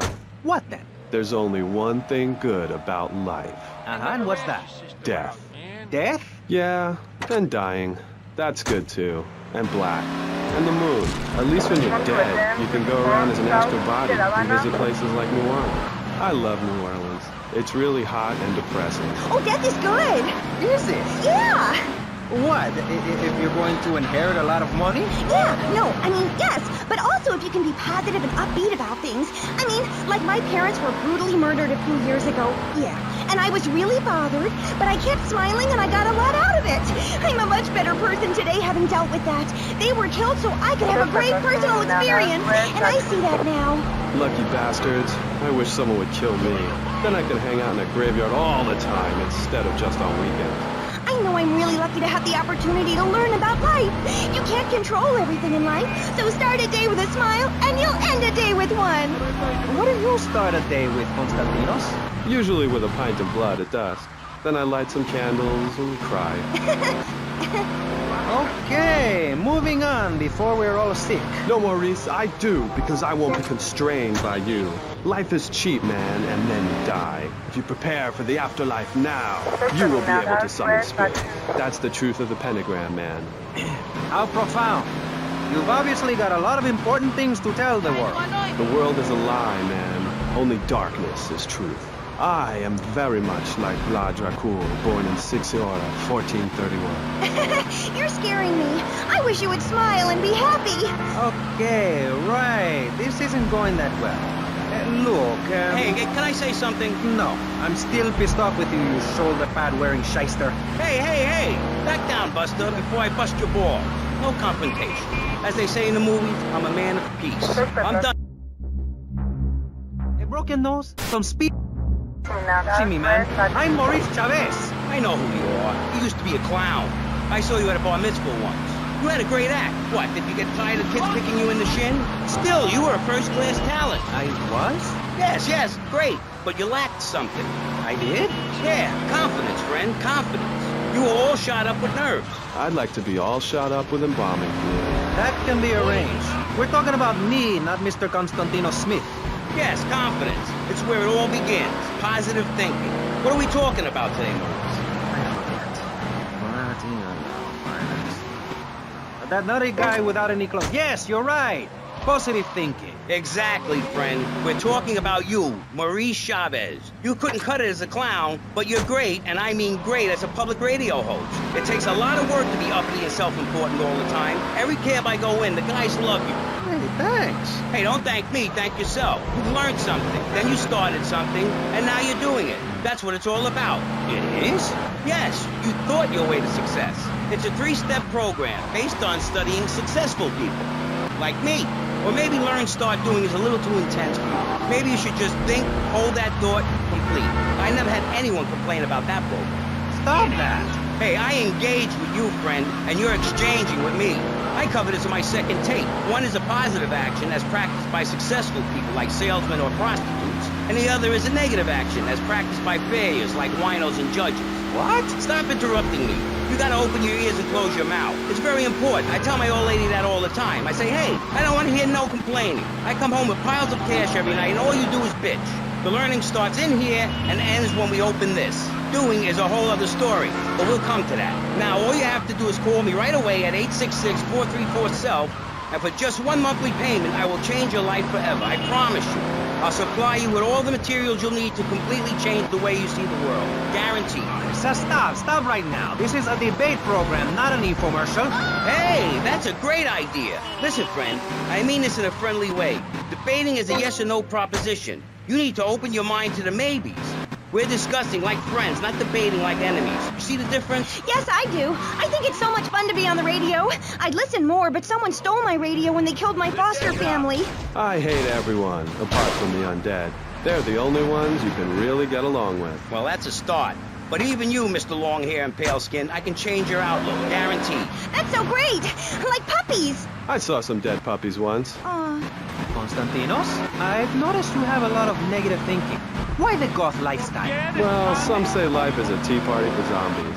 Also, when you only wear black, everything matches. In fact, I'll keep wearing black until something darker comes along. It's a known fact that the best poetry is written when you're horribly depressed. Hey, listen, I wrote a haiku. Oh, the red daisy. Flowers retain all happiness. Sunshine. Yay! Sunshine! You sound like you'd enjoy my program Motivate, Demonstrate, then Motivate Again. Nobody ever complained about that program. You hug people and you laugh like you never laughed before. Let's get back to the topic at hand, eh? I've had enough of this weirdness. Jenny, let's start with you. How do you maintain such a positive outlook on life?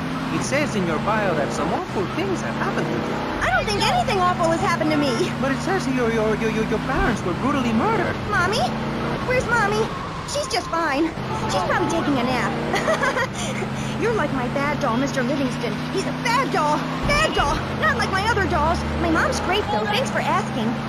Okay, wow. You're psychotic and dosed up to the eyeballs on tranquilizers. If it's psychotic to be happy, then I guess I am. A stalagmite grows an inch every 1,000 years. That's slow and painful. That's how I want to live my life. If you can't see the misery, stay out of the kitchen. You may have noticed this on tattoo. It's Egyptian and represents the breath of life given in the afterworld. It's my key to eternal life after death. Hey, why don't you carry your keys in your pocket like everyone else? Because only that which is burned or scratched into your flesh comes with you to the afterlife. I bet my ex-wife will be there waiting for me in the afterlife. The bitch is crazy. Hey, can you put a hex on my ex-wife? Like some kind of spooky voodoo or something? I do dabble in the dark arts and magic. I ain't talking about magic like pulling a rabbit out of your ass or pulling quarters out of your ears. I'm talking voodoo. You know, dance around with a chicken voodoo. That bitch was a grass. Why does everyone assume that just because we're goths, we're weird? I don't know. The hood, cane, black fingernail polish may have something to do with it. When is the last time you seen the sun? It's been over 18 years since I was out in open sunlight. I only leave the house if it's raining or if I need milk. Exactly. Listen, I was just like you at one time, except I didn't wear makeup. That would get you a firm beating where I grew up. I'm happy to give you a sample of my course, Learn, Start Doing. I promise you'll run out and buy some colored clothing and listen to some music other than people groaning on and on for half an hour about how much it rains in Manchester. Life is what you make of. Look at me. I got a condo, a hot tub, a lot of girls. Listen, you're really bringing me down, which is hard to do. I've been to the other side many times. Sometimes I barely come back. It's all about astral projection. Like right now, I'm projecting myself into the women's bathroom at the fairgrounds. Hey, that's a good trick. Maybe you and I should go into business together. Oh, look, I've had enough of this love fest. You're a motivational gunman. And you are a maniacally depressed loony with anemia. You guys should hate each other. Did you say love fist? Those guys are so super. Listen, I just wrote another poem. If I had a flower for every time I think of you, I'd walk forever in a garden. And I just wrote a poem too. Shut up, you weird, pathetic people. This is my show, Maurice Chavez. Capiche? Comprende? We're not here to recite poetry or sell motivation tapes or talk to dead people. We're here to press the issue. Anyway, let's take a break. We'll be right back after this important information from Vice City Public Radio. That's Pressing Issues here on VCPR, Vice City Public Radio. If you haven't given money to VCPR and you're listening to this station, you are a thief. That's right, Michelle. You might as well throw a brick through the window and loot the place. How selfish you people are. This is public radio, serving the public with everything that is important, like me. So come on, keep us on air. It's really important. Send us your money. I'm going to say this over and over until you do. Yes, Michelle is known for her begathon tantrums. She cares about this station, unlike you. Think of how much money you spend on drive-through fast food and commemorative plates. Take that money right now and send it direct to me, Jonathan Freeloader, Starfish Island, Vice City. Now, back to the show with Maurice Chavez, the asshole. You're correct. He is an asshole. I'm Maurice Chavez. Welcome back. I used to be a performance pal. Now I'm running a debate show. Funny how things turn out, eh? Or is it? That's the question, you see. If we look upon life as a positive experience, do we make it any better? That's what we're discussing right now here on Pressing Issues. Free radio with free ideas. Just keep those donations pouring in. Don't sell out to corporations. We all need a voice. Really, we do. And today, right now, we're giving a voice to three very different people discussing positive thinking, a healthy mental attitude. We've got a goth depressive, we've got a very happy orphan, and we've got a motivational speaker with a number of systems. So let's start with you, Constantinos, you strange, creepy creature of darkness. Have you got a positive mental attitude? I like to think so. Oh, really? Misery and suffering, it's everywhere, man. And I actively want a fatal disease. What bad can possibly happen to me? You could win the lottery. The lottery? That's for people with hope. I don't enter the lottery. You could. Damn, you two, help me here. I think he's great. I think he's really sweet. I love your hair. It reminds me of a big shaggy dog with long, greasy, straight hair. You know, Chavez, this weird goth guy, he's got a point. I mean, in many ways, what he's talking about is covered in my 3-step program, Tape 17. Motivate, demonstrate, then motivate again, Part 9. Facing home truths. You see, we all have to face up to a few home truths. I'll never be prom queen. Jenny will never have her parents. You'll never make it in the entertainment business. It's about realistic goals. I can change your life. Just a second, Robot. What isn't covered in your 3-step program? What don't you talk about in your Library of Congress-sized tape cassette library? Whatever we talk about, greed, goths, depression, changing lives. Who are you? What have you done that's so great? You wear a cheap suit. Your hair is stuck rigid with spray. Your breath stinks of whiskey. You look like you sell drugs to people. You're a joke, buddy, a bad joke. Oh, now this is getting personal. I come on your cheap-ass show, I spare my valuable time, I cancel several important speaking engagements, I talk to thousands of VIPs in order to spread a message of hope. And this is how I get treated. I get insulted by a man with dandruff, I get slandered by a guy who couldn't amuse a birthday party of 9-year-olds, I get attacked by a guy who works on a volunteer radio. This is not volunteer radio. I earn a salary. How much? How much do you earn, Chavez, big man, tough guy with a microphone and a cheap jacket, and a look that says my highest hope in life is to work in a bookstore? I'm a go-getter. You're a cheapskate. You're a fraud with nothing to tell people, and no way of helping people. Excellent. I'm really loving this. I hope one of them gets killed. Shut up, dork. All the bunnies are stabbing each other. Shut up. I have a condo, I have a hot tub, I vacation in Aruba. Vacation is not a verb, moron. Yes, it is, because I'm a VIP. I'm very important. And I'm a teacher, a wise man, not an opinionated dolt, a naysayer sitting on the side of life criticizing others while all he can do is get a crappy gig down at a moron station.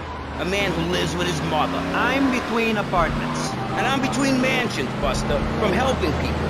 Do you know how good it feels to be me? Do you have any idea at all how great it feels to wake up and realize you're a rich and talented, important person and in a waterbed with mirrors on the ceiling and more girls than you can imagine. And every time I step outside the door, I can choose which car to drive. If I choose to drive, I have 5 chauffeurs. No, you haven't. Yes, I have. Sweep it under the carpet. That's my motto. If I can't see it, it's not there. Look, I hate to burst your bubble here, but I know you live in a very small apartment overlooking the gasworks. You ain't a big shot. You ain't even a medium shot. You're an asshole. A creepy jailbird who doesn't know the first... I have a message. I can save lives. I'm a savior, my friend. I have a gift for communication. And this is how I get treated. I get insulted, I get paired with a pair of retards, a guy who's afraid of the sun, and a girl dosed up to the eyeballs on antidepressants. Sweetheart, I can get you something much better. These pills are very strong today. Maybe I took too much accidentally. Oh well. This chick is out of her mind. I thought I was going to get to help people on the radio, to demonstrate my program, to help you, Chavez. Those people on the phone said you were a desperate, lonely man on the edge. Leave! Leave right now. Get out of my studio. Go get your own radio show. Go save some other people. Hey, I'm not leaving till I have the opportunity to save people and sell some tapes. You can call right now and send in the money order. Soon you can have a luxury condo and a waterbed and a suit made in Singapore based on the latest Italian style. Enough! Enough now! Shut up! Hey, Vampire Boy, I'll give you $20 if you can put a hex on Chavez. Dark forces, I summon you to me. Banish these weaklings and mental inferior ones from my presence. Shut up! No, you little snotty-nosed prick. What? Your shoes got lifts, Buster, I can tell. Hey, lift this hairspray! Oh, my nose! Daddy, stop bleeding! This costs a lot of money. I'll sue you into jail, asshole. Stop fighting, please! I hate it when we fight. Can't we have a group hug? Hit me, man. I like it. Oh, my damn nose. Oh, stop crying, baby boy. Who are you gonna tell, huh? Where's your 3-step program now? You think I'm a little wimp now? You wanna be rude about pressing issues now, eh? You think you're a tough guy from the gutter now, eh, my friend? You think you can screw with me? With Maurice Chavez? What you thinking, asshole? I'm sorry. Please don't hit me again. I love your show. Hey, now I think I understand this positive thinking. And that was pressing issues. I think we covered a lot of ground. We learned all about how to press the issue. And remember, if at first you don't get hurt, hit the guy very hard in the face with a paperweight. It just worked for me. And I feel like $1 million. Let's tell you a little bit more about exactly how public radio is financing quality programs like Pressing Issues come on the air. Don't go away. That was Pressing Issues, and this is Vice City Public Radio. We hope you're enjoying the show as much as you're about to enjoy listening to me and Jonathan Freeloader. Hello, everybody. Hi, Jonathan. How are you? Heartbroken, Michelle. Why, Jonathan? Why? Well, because it seems people just don't care anymore. I mean, where are people's priorities? We have campaigned tirelessly for public radio for literally months now, and the station is still in trouble. But a man with a hygiene problem puts on a pop concert, and suddenly everyone has money to hand over to starving kids they've never even met. I think it's a disgrace. Yes, people are very shallow. Like you? Exactly like me. But radio is much more important than food. I have a good mind not to let them go back into Pressing Issues this time. You have to give us some money. It's a disaster. That's what it is. What's wrong with you people? Please. We're struggling to pay for our second homes here. And I've only had 3 vacations this year. You poor man. Let's get on with the show. Remember, call now. Please. We need your money. Urgently. Thanks, guys. Hello, ladies and gentlemen, and welcome back to Pressing Issues on VCPR. That's Vice City Public Radio. Radio which gives the public exactly what they want. High-quality educational programming about serious topics and the consistent reminder that the world is going to hell in a handbasket if you don't give us money. Remember, Vice City Public Radio is commercial-free because it is funded entirely by donations from our listeners and corporate sponsors. So if you're enjoying the show, why not make a contribution? I'm Maurice Chavez, and this is Pressing Issues. Pressing Issues is a roundtable discussion group in which we ask self-important people exactly what they think about things, and then they argue amongst themselves for a bit, before leaving with views more extreme than when they came in. Only joking, ladies and gentlemen. This is a show founded on the ancient Greek principle of enlightened debate and the American principle of free speech. Or is that the ancient Greek principle of feeding wise men hemlock? And the American principle of being annoyed and loud so nobody can get a word in? I forget. Only time will tell. Now, the subject we are discussing right now on pressing issues with me, Maurice Chavez, for your enlightenment and enjoyment is a very serious one. Public safety. In case you haven't noticed, Vice City is not a very safe place. These are troubled times. We are a troubled people. Some would say we are a people at war with ourselves. Others would say we are at war with reality. Those who live in other countries and strive to own our fast food restaurants and quickie marts would say we are a bloodthirsty bunch of crazies who let children buy guns from the supermarkets. Another opinion is that it is the fault of society, that, as Plato said, people don't mean to kill each other. It happens because they are poor or desperate or really thirsty or in need of a vacation or something. Another view is that we are all a little confused and really should stay at home, lock the doors, and forget about everything as quickly as possible. So, let's rest the issue, Sitting on our panel right now, we have three divergent opinions. Three separate islands of insanity in a rolling sea of stupidity. Three wise men following very different stars. To my right, to everyone's right in fact, we have Congressman Alex Shrub, the youngest state congressman ever to be elected by Vice City, and now a respected man in the Capitol. Mr. Shrub got elected because he has great hair and says things that make you nod your head. His campaign appealed to the wealthy because he set all of us at ease by finally confirming it's okay to be rich as long as you say you care about the children. Mr. Shrub, welcome. That's not entirely true, Maurice. My campaign also appealed to the poor, who are too stupid to understand what I'm saying. So I held up pretty pictures and I gave out candy bars to appeal to their most base instincts. Thanks, Maurice. I'm glad to be given this opportunity to set the record straight. I haven't given you any opportunity yet, my heartless friend. Let me introduce my other guest first. I hope this isn't gonna get personal. I love Vice City more than anyone, and I can prove it. Yes, that's coming from the man who got elected by calling his opponent a buffalo butt and a fat hen-pecked wimp that couldn't fight his way out of a wet paper bag. Anyway, our next guest is from the opposite end of the political spectrum. A man so wet, he looks like he just stepped out of the shower. Peace Corps activist, hippie concert taper, founder of the group Speaking for the Underdog. He is fluent in 7 languages and studied the harp in Peru, Callum Grayshaw. Hi, Maurice. Hola. Buenos dias and noches. Bonjour and buongiorno. Welcome and hello, hello, hi. Hey, let's stick to English. Most of us struggle enough with that. Welcome to Pressing Issues. And lastly, we have a man with a novel solution to the problems of public safety in Vice City. A solution so stupid, I cannot bring myself to explain it for you. Yet like breakdancing, it is sadly catching on. A man who appears on this fine show because our previous know-it-all panelist was carjacked and is now at home arming himself to the teeth. I give you John F. Hickory. How y'all doing? Indeed. So, before we get started, gentlemen, let me remind you of the rules of engagement.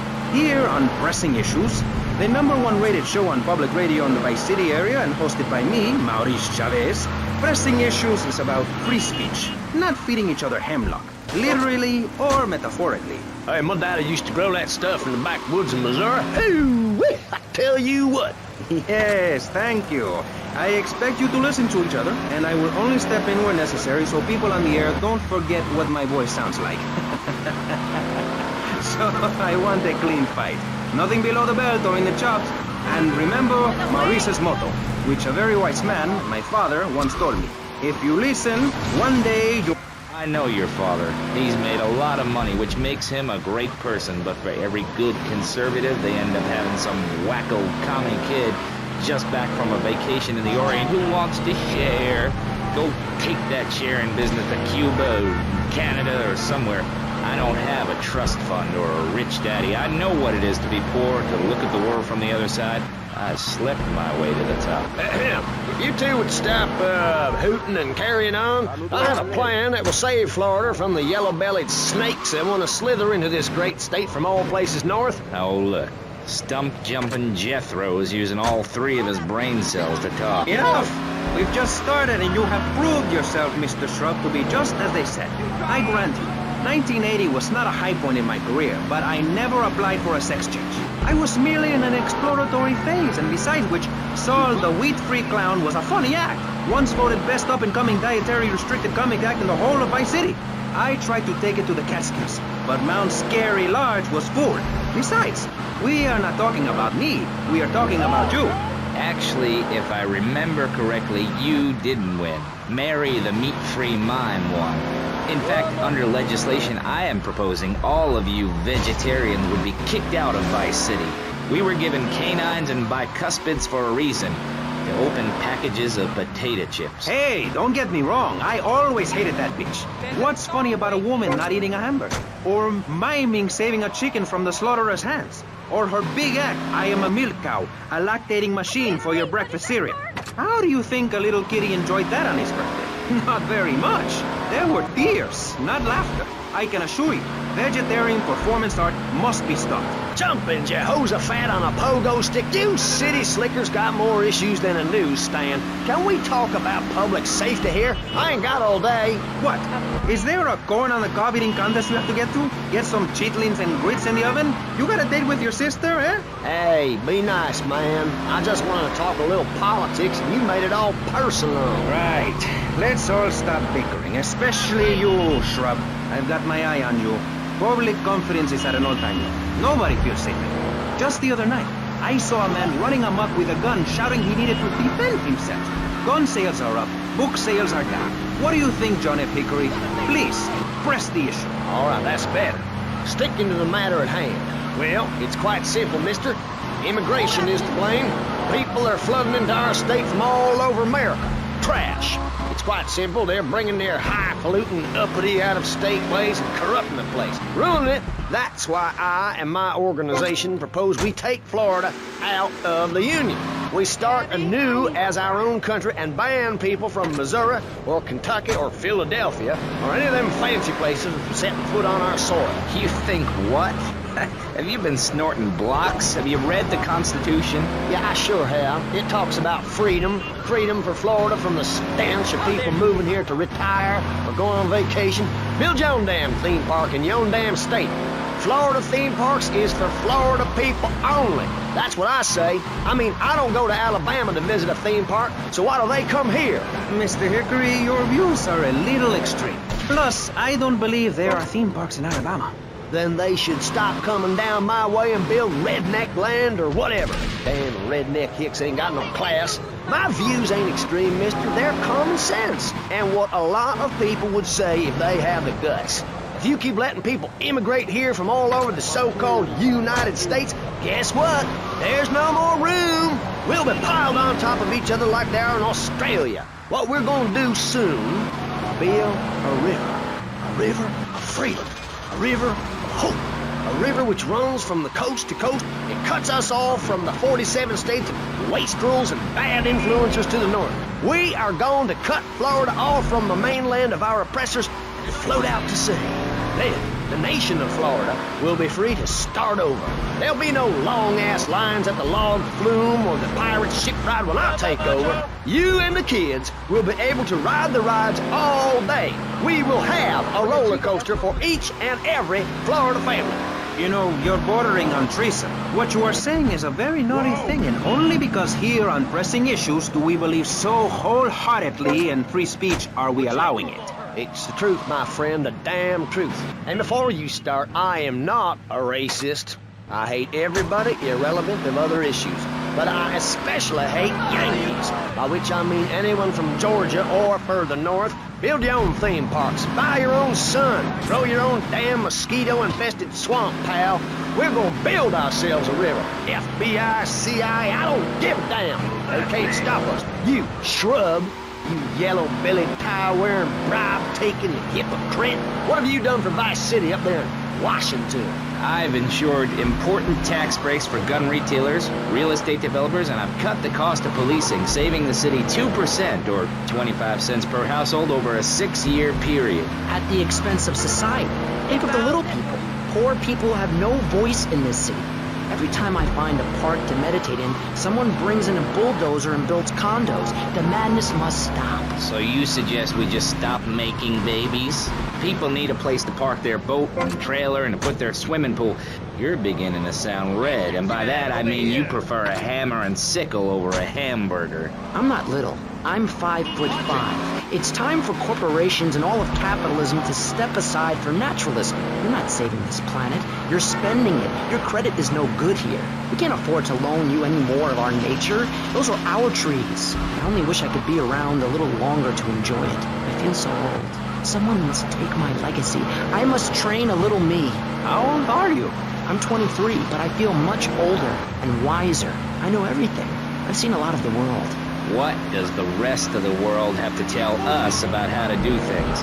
Build more trains? Have people elect their leader rather than an elite electoral college? Ride a bike to work like a Girl Scout? Or a clown with dietary concerns? No thanks, Vladimir. I'll agree with that. People from other countries are good for nothing. That's why we have to keep teaching them a lesson. I'll tell you what makes a real man. A truck to pull stuff and a couch to think on. I'll tell you. Speaking as a sensualist, and by that I mean a very narrow-minded, id-centered man of peace and travel. I recently went to Europe. I think everyone should see it for a week. You really see what's wrong with this country when you visit a European utopia. Things like a journey, public transportation, healthcare, leather shorts, mustaches. When I went to Belize, I helped some villagers clear some land for an environmentally friendly coal mine. We've all got to make some sacrifices if we're going to get anywhere. My dad gave me the money to set up an exciting trust there. But how does that help the people in Vice City from worrying about whether they are gonna get robbed? What drives a man to just take? What we need are more after-school sports like choir or drama so people can learn to express themselves properly by singing or pretending to be a tree. Have you ever heard a whale sing? It's a lonely form of beauty and some very ancient wisdom, helping people to help themselves with drama and choir and flowers and my dad's money. Listen, trust fund, Tommy. Your ideas are pathetic. It's no wonder that mankind has woken up one day to find me in charge, amigo. Mr. Shrub, you got elected on a campaign promising to reduce taxes to zero. But under your stewardship, we've seen taxes go up by 20% and services decline. Nobody is interested in your statistics, Chavez. Let me tell you something, pal. I'm better than that. I will not, I shall not, I cannot stoop to your level. They assured me this was a show that understood politics, where we could debate things mano a mano. And I find myself having statistics hurled at me like so much stale confetti. We cannot boil people down to numbers. You have no idea, my friend, what it takes to serve, the sacrifices I've made to help my country, to help Vice City, the complexity of government, the hideousness of my wife, and the way her thighs grow like our national debt. Oh, sure, some people like that, but not me. It's a nightmare, my friend, and I'm thrown back at me by an ingrate like you. I can scarcely get up in the morning. And with that outrageous revelation, let's take a quick break to tell you something very informative. You're listening to Pressing Issues on Vice City Public Radio. Over to you, Jonathan. Hello and welcome back. I'm Jonathan Freeloader, and you're listening to VCPR. This portion of Pressing Issues is brought to you by Ammunition, a proud supporter of public radio and our community. We hope you're enjoying Pressing Issues and the way it challenges your view of society. Unfortunately, public radio in Vice City is under pressure. That's because we're better than everyone. You can't hear this kind of hard-hitting, long, drawn-out programming anywhere else. But you have to give money. That's right, Jonathan. Money is important. It can be exchanged for goods and services, like getting a hip replacement or funding a starving child in Australia.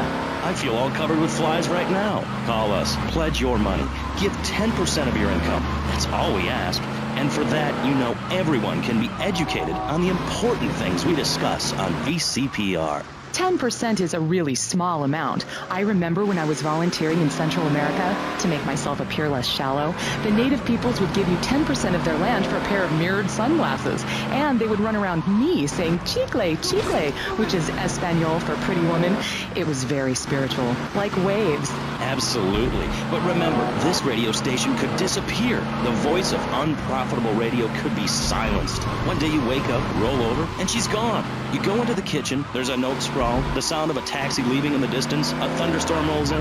It's a metaphor for my haircut, or this pledge drive. Yes, the pledge drive. Become a member. Only members or people with radios can listen to this radio station. Now back to pressing issues. Shouldn't we give out the phone number? Like I tell the children at the library I volunteer at, look it up yourself. Know you can't go to the bathroom, and stop crying. That's good advice. Now, back to pressing issues. welcome back to Pressing Issues with me, Maurice Chavez. On our panel, we got the secessionist lunatic John F. Hickory, liberal rich kid Callum Grayshaw, and neo-fascist congressman Alex Trump. Gentlemen, welcome back. Let's start with you, Mr. Hickory. Why the F? For Florida. I'm a patriot. I've even got an orange grove tattooed all over my groin. Excellent. But back to the matter at hand. Public safety. How do we get guns under control in this city? By giving everyone hope, a dream of a better tomorrow, by encouraging people to grow their own root vegetables. What's the satisfaction of holding a gun in your hand when you could be holding a hoe, planting seeds in a peasant village? Keep your hoes and seeds to yourself. We don't need gun control. If you read the Constitution, it's a sacred document that should not be changed. Under our Constitution, women couldn't vote, but the liberals come in crying crocodile tears. We need to get scaremongers and non-believers men like you, Chavez, under control. I've got a good mind to have your funding removed. We don't get any funding. Yeah, exactly. Well, good. You won't see a penny out of me. You've got to stop spreading these lies or I'll whip you myself. I'm not afraid. The Constitution asserts a man's right to bear arms and arm bears and all points in between. Whoever heard of a gun or a bear causing problems? This is all cocky pop or whatever that word is. It keeps the place safe. Trouble is caused by unemployment, and unemployment comes from poor economic performance and lazy people. If you had a job, would you steal a car? Of course not. And if you had a high-rise condo, a mistress, and a seat on the board, would you run around graffitiing your name all over town and making a nuisance of yourself, spinning on your back and popping and locking and... Not a hope. It's simple. If you don't have a job, starve. Get out of my constituency. By force if necessary, and starve. That is quite simple. Are you really saying that? Of course I am. My city is a growing city. Of course, there are going to be some growing pains, but what I tell people is this. Gather up your life savings, buy yourself a piece of swamp, drain it, and get rid of the damn wildlife. Then apply for planning permission. Pretty soon you could have your own retirement community or resort destination holiday place.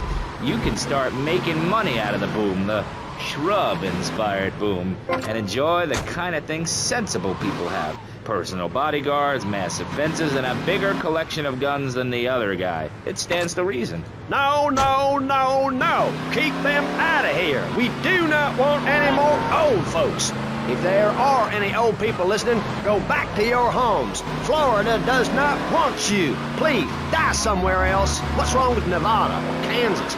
We want a river. We need a river. The Freedom River. And what about the other crimes? It seems car crime, fashion crime, drugs, everything is on the rise. Absolutely. Of course it is. When I was in Uganda, people were poor, but they were happy. The more you have, the less you have.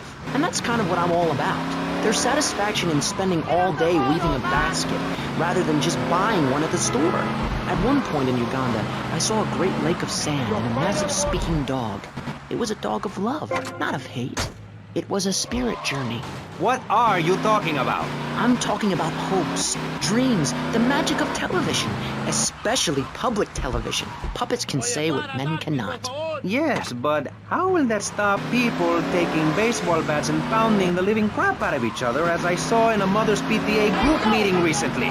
Baseball is our national sport, our national pastime. Joining together as men in order to reward the act of running around in a circle. I will thank you not to take its name in vain, Chavez. I hate that spring training. Who do those guys think they are? Coming here and getting in the way, showing us no respect, drinking our orange juice and seducing our women folk. Training your own home, mister. Our national game down here, my friend, is digging a big ditch. A ditch of hope, which will flood into a river of freedom. So far, we've dug 17 feet. We're almost free, almost, when we are floating away in the Caribbean Sea, free to run things our way, singing Kumbaya in the sunshine. No school, no tax, free barbecue and pinball for everyone. Sophisticated entertainment. Yes, but what about the little guy? What about the guy who is standing there saying, I like being part of America. I like it a lot. I get public radio. I can hear Maurice Chavez. I own a small one-bedroom home, a business selling flowers to people stuck in traffic, 3 or 4 radios, all turned on to BCPR, a dog, 15 ice cubes. But I don't feel safe. I'm worried about gangs. Gangs are a myth put out by the liberal elite to patronize and demean the working man. I mean, what kind of right-minded youth from a poorer background is going to spend his time stealing things and posing in silly clothes when he could be getting ahead with a minimum wage job and making his parent proud? The dream of America is to live in a duplex and share a yard. Why would anyone want to threaten that great future? Answer me that and I'll show you a green dog. And speaking for the underdog, the foundation I set up with my trust fund, we believe gangs are a valid expression of a people's identity, a grouping, a community within a community. Gangs are a way to be noticed in the boxy suburbs. You scream out, rather than urinate at the edge of your camp like a proud native. We spray paint our names on the walls of the mall to ward off predators. And that's supposed to terrify people? No. We believe passionately in non-violent solutions to life's problems. Gangs have to learn to love, to be inclusionary. We'd award badges to good gangs and give bad gangs a silly hat to wear. It would give people something to feel a part of. Kill with kindness, not a garden tool. Yes, but what about the guy getting beaten up on the street? Or the man having his motorcycle stolen? What about him? Or her. Some of the best bikers are really women. Anyone can join our group. This is about poor people getting together. But your father owns half of Florida. How are you part of the working class? Like I said, possessions are not important at all. I'll pick up a hitchhiker in my convertible any day. The other day I picked up a young woman and we discussed a non-violent solution to war. We called it peace. Your father is a great man. He's done more for the arms trade in this state than anyone else, myself included. And you shame him with this socialist, jiggery, pokery hootenanny. America needs hope, not songs that are supposed to send food to the poor. Songs will get you nowhere. This country needs something to aim for, like being rich and laughing at poor people, or being in government and laughing at the electorate. Now, Mr. Shrub, let's not make this personal. I appreciate your attempt to press the point, but we are here to press the issue. My city is in trouble, and I think we're not really providing any serious solutions. So far, we've got secessionists rearing its ugly head for the first time in a century and a half. We've got ignore it, and we've got give everyone a flower. You're all a little unrealistic, yes? Come on now. Maurice? Not to say over-opinionated and moronic, Mr. Grayshaw, how do we stop people running amok in the city with machine guns and heavy artillery? You've got to give a man a chance. Prisons are overflowing with wasted potential. Make the guilty men innocent once more. Free them from themselves. How? How on earth do you do that? Well, you could let them off. Marvelous. Great. That's a sensible plan. Then they wouldn't be guilty anymore. We've been doing that for years, you idiot. How do you think we keep prison costs down? They ain't by magic or cooking the books. We save that for education. But, as in most things, we in government are saving money so that you don't have to. When we spend less money on services, more goes to administration salaries and expenses, which helps make lives a lot less difficult for everybody. It's about sharing. Sharing your taxes out amongst the select few. That's why I worked so hard at school, so I could reap the rewards now. I thought you worked hard at school because the other kids laughed at you and called you a square. That's a damn lie. They called me wet fart. They called me the Bat because my voice didn't break until I was 19. So, Mr. Shrub, I take it you don't believe in regulation. I believe in giving people a chance, not tying them down with lots of needless regulations. The fact is, business is run by moral people who won't do anything illegal or try to get rich quickly. But since you got elected, Vice City has been characterized by a government who cut aid to the poor, offered tax breaks to the rich, and paid people to dump toxic waste near schools. Yes, we've made a lot of progress. And up on Capitol Hill, you were instrumental in pushing through a bill allowing the manufacture and sale of Giggle Cream, a dessert with potential lethal consequences. Not true.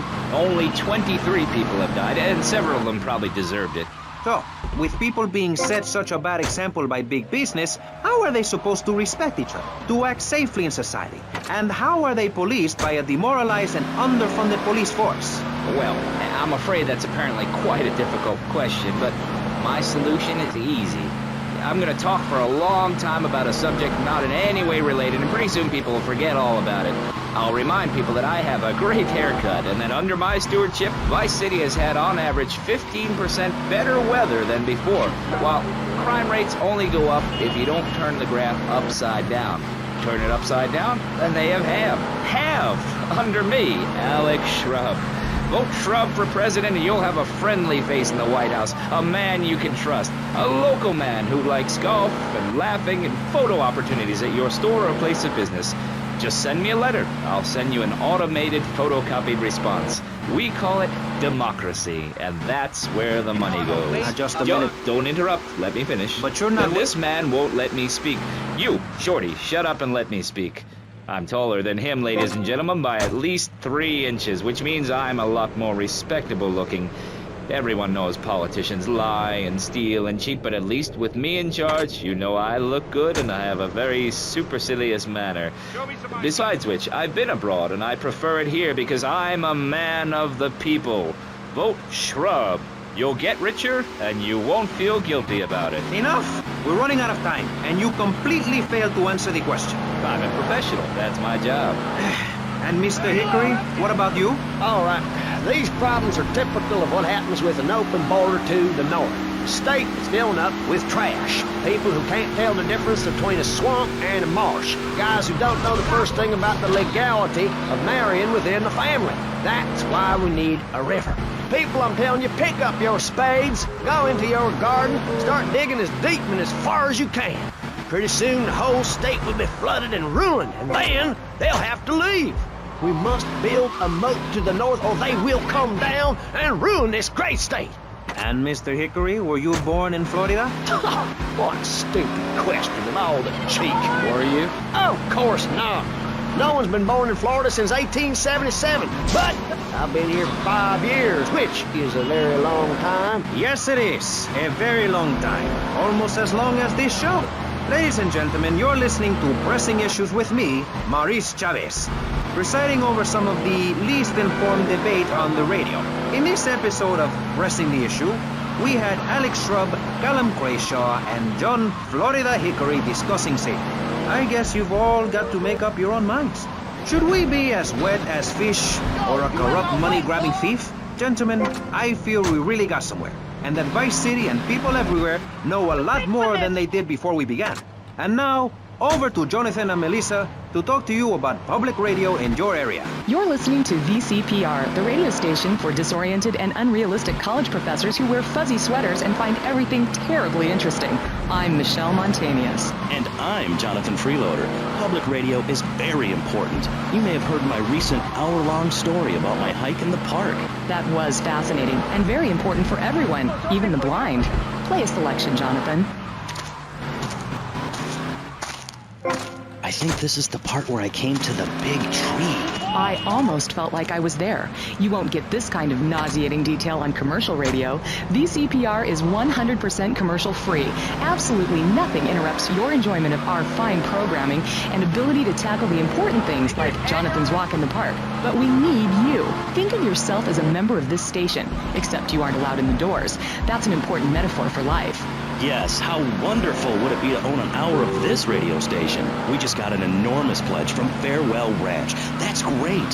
Farewell Ranch is a great place to take your loved one. Just dial 866-9-BURY-ME. Remember, VCPR is commercial and interest-free. Donate your money now. Let's get back to pressing issues. Thank you, guys. So, we're back on Pressing Issues. Just one of many fine shows you'll hear if you have the patience to listen to public radio. Although thanks to the many awards we have won, Pressing Issues has extended playtime and is the #1 rated show in the Vice City area. I'm your very entertaining host, Maurice Chavez, a man climbing the broadcasting ladder at a rate of 6 knots. 6 years ago, I was a clown, and now I'm a success. Think about it. Imagine where I could be in 10 years. I could achieve anything. Anyway, morality. What is it? Why do we need it? Our ancestors, shortly after discovering fire, built tools to beat each other over the head and discover how to make meat to celebrate with afterwards. Then Columbus came over, shut down the Pilgrim discos. Why? All very confusing if you ask me. And you did. And I asked myself, that is a perfect subject for a region-wide discussion show, which is very lucky because I happen to host one. To discuss the subject of morality, we have firebrand preacher Pastor Richards, the head of the Pastor Richards Salvation Statue Organization, a group which plans to raise enough money to build a statue of Pastor Richards himself. We also have John Brown, leader of Moms Against Popular Culture, or MAPC. Or is it MAPS? MAP-Gay? I don't know. We're deep in acronym hell right now, or is it purgatory? And finally, we have Barry Stark, author of the book As Nature Intended. He's the editor of Vice City's Naturist News, and is working feverishly, it says here, to bring more nude recreation to Vice City. To protect the dignity of our other panelists, we place Mr. Barry Stark behind a divider. I'm naked back here. It's my right as a person. Yes. Let's start with the obvious, yes? Is it moral to be naked? Yes. You can't stop me. Well, I'm a mother, so I have to deal with this issue every day. My adorable kids have learned that it's wrong to be naked. When it's bath time, they know to put on a bathing costume. That's also the reason there are no mirrors in my house. Nudity leads to bad, naughty things. Maurice, if I may interrupt, I haven't worn clothes since 1982. People around the world are nude. You don't want to shoot a machine gun or a howitzer or a flamethrower if you're naked. It could burn or scald in quite a personal fashion, quite frankly. Have you been to the zoo? Animals are naked. If everyone were naked, there'd be no war. Everyone's complaining about crime and the theft of cars in the city. No one's ever stolen my car. No one's ever pickpocketed me. They've never even tried. That's because you're a degenerate loony. If the police were naked, it would set a great example to everyone. You can direct traffic and eat donuts entirely in the buff. Maurice, this kind of immoral behavior is exactly why I'm building a Pastor Richard Salvation statue. Noah had an ark, Texans had the Alamo, and I am building a highly fortified structure in my image. Simple. This 50-story statue will be able to deflect alpha, gamma, and beta radiation. The day is coming, and coming soon, where the artificial suns will rain down to punish the degenerates of this city. But you can save yourself. The Pastor Richard Salvation statue will be a completely self-sufficient community. We have canned food rations, private living quarters, and enough supplies to survive happily the predicted 40,000 years of nuclear winter. In Phase 2, and with funding from NASA, we will equip this massive statue with rockets. So when the poopy hits the proverbial fan, we will load up the statue with all of the people who have saved themselves through generous donations, blast into space, and colonize Saturn with a race of morally correct, affluent people ruled by me. Will there be naked people? No, turd brain. It's morally corrupt people like you we're shielding ourselves from. Liberals, degenerates, the Welsh. They're the ones responsible for the nightmare Vice City is today. The crime in the streets, the parties, the children born out of wedlock to a future of hopelessness. Anyone who does not agree with me is mentally sick and should be shot, I'm afraid to say. We need to build a place to escape these transgressions. Whew, that's extreme stuff, Pastor. But we'll leave amateur eugenics for a minute and ask our other panelists. Jan, you're a mom, so you know everything. What is your thought on all this? And do you think Pastor Richards stole his ideas from a movie or book? Well, yes, I am a mom. My kids are very special. So special, they go to special classes. Now, I teach my kids history to give them perspective. Last night I was telling them about how Magellan sailed around the Strait of Magellan and met some friendly natives that gave him supplies. Then he had to kill all of them. And that's an important lesson about life. If you look at nature, you'll see many species that eat their children to protect them. This is especially true of hamsters.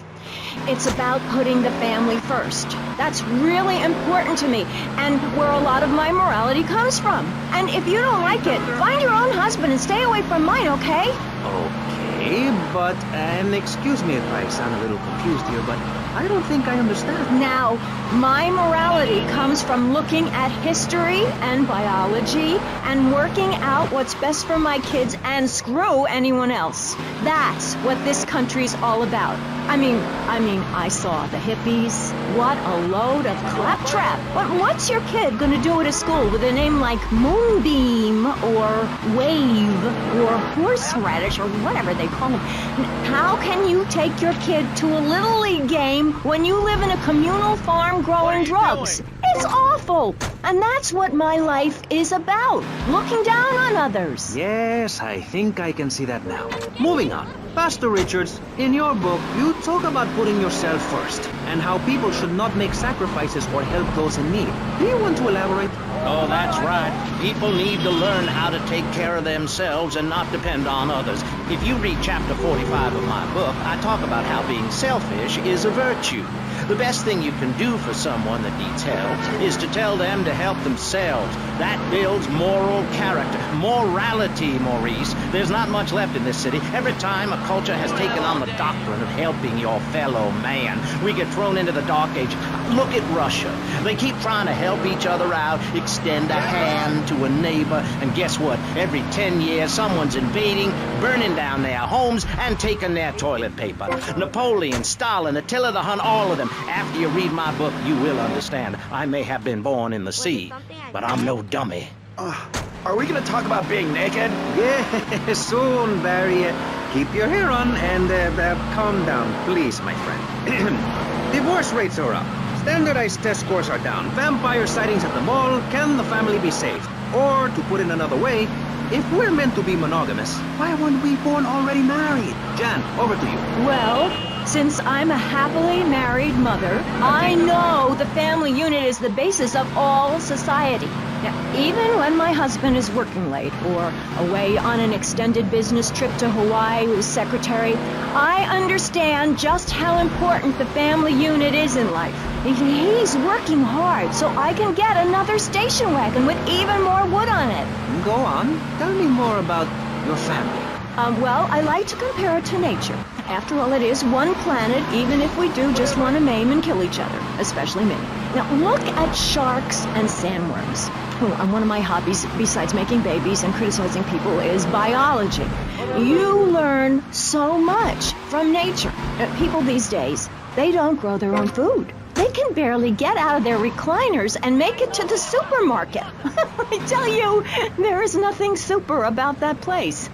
Kids these days don't know how to preserve and can their own food. No wonder all they want to do is play video games or hang out with their friends. What is it, the Degeneratron? What a crock of shit. Hey, watch your language. This is radio. We have regulations about that sort of thing. But you let a naked man on. Ah, he's behind the screen. You can't see him. It's not that exciting. Imagine a flabby guy with a ponytail and a nasty rash. You'll get the picture. Imagine one. I married one. Anyway, what was I saying? You were discussing the Degenatron, which I understand is a games machine. Then you swore. I'm sorry, it makes me so mad. I mean, what I heard my son, Patrick III, I heard him using slang words in the house the other day. Rad and cool and stick it. I mean, I beat him to within an inch of his life, and he will never make that mistake again. Americans should be spoken properly. What? No, don't interrupt me. I've got children, you know. Please. This is really important. It's about the family. Look. Nobody knows how to cook anymore. Nobody knows how to kill anymore. Nobody knows how to kill dinner. My daddy was a very wise man before that tractor pull accident. My daddy taught me how to slaughter a pig. That's very useful information. Oh, sure, I was a little nervous at first, but he put me in a room with a fork and a fat sow and told me he'd be back in an hour for some fat back and hog gels. As a mother, I'm proud to say I throttled the life out of that little piggy. I did it for my family, and I'll do it again. Feeding the family is my job as a mother. Daddy earns money and goes away with his secretary, and Mommy provides dinner and keeps a brave face on things, even though her heart is breaking. Where are my pills? Barry, you look like you've got something to say. I agree. Statistics show that families that spend time together naked are the best kinds of families. You see, social class distinctions disappear when everyone is naked. I can't tell if you're rich or poor, black or white. It doesn't matter because we're all naked. Designer clothes? Try designer nudism. My body was made by the best designer around. Mother Nature. That's why we're lobbying to build a naked casino in Vice City so old people can gamble naked and poor people can lose hope in the buff. It is written, chapter 23, verse 5 of my book, he that gambles his money away is a fool, but he who believes in me will go to spend eternity in space with other affluent, well-to-do people. It's that simple. Do what I say and you won't have to think for yourself. Oh, but I think it is, Pastor. We look around. Nudie clubs, discos, drinking. Do people want to be moral? Can you legislate morality? Can we tell people how to live their lives? Absolutely. Yes, of course I can. Just look at Prohibition or the Cultural Revolution in China. We can learn a lot from history. Chairman Mao or Stalin, they purged their lands of degenerates and intellectuals, the scum of the earth in my book. And look at the great societies they built. People want to be told how to act. And most people are idiots, and that's exactly who my teachings appeal to. This lawless, permissive society has no boundaries, and without boundaries, how do you know where the limits are? You have to know what's good and what's evil. You need someone to tell you so. Single moms have obese kids, it's a fact, while rich people have a lot of guilt, unnecessarily, in my opinion. I agree. I don't think these people understand just how hard it is to potty train. You have to give a treat when Precious makes a poo-poo. My kids are big boned, and they eat prunes every day. But that's what's wrong with this country. All of this emphasis on being thin and healthy. When my children are hungry, I hand them a spear and send them out to the park to catch their own food. They're learning how to be self-sufficient. Yesterday, my youngest, Jono, killed the postman, but at least he was trying. So I gave him a cuddle. I told him to hit Daddy next time he comes home late smelling of cheap perfume. Okay. It's time to take a break before we hear about any more criminal acts against government employees. You're listening to Pressing Issues. Morality is the subject at hand. Let's explain exactly how free radio without commercial breaks works. We'll be right back.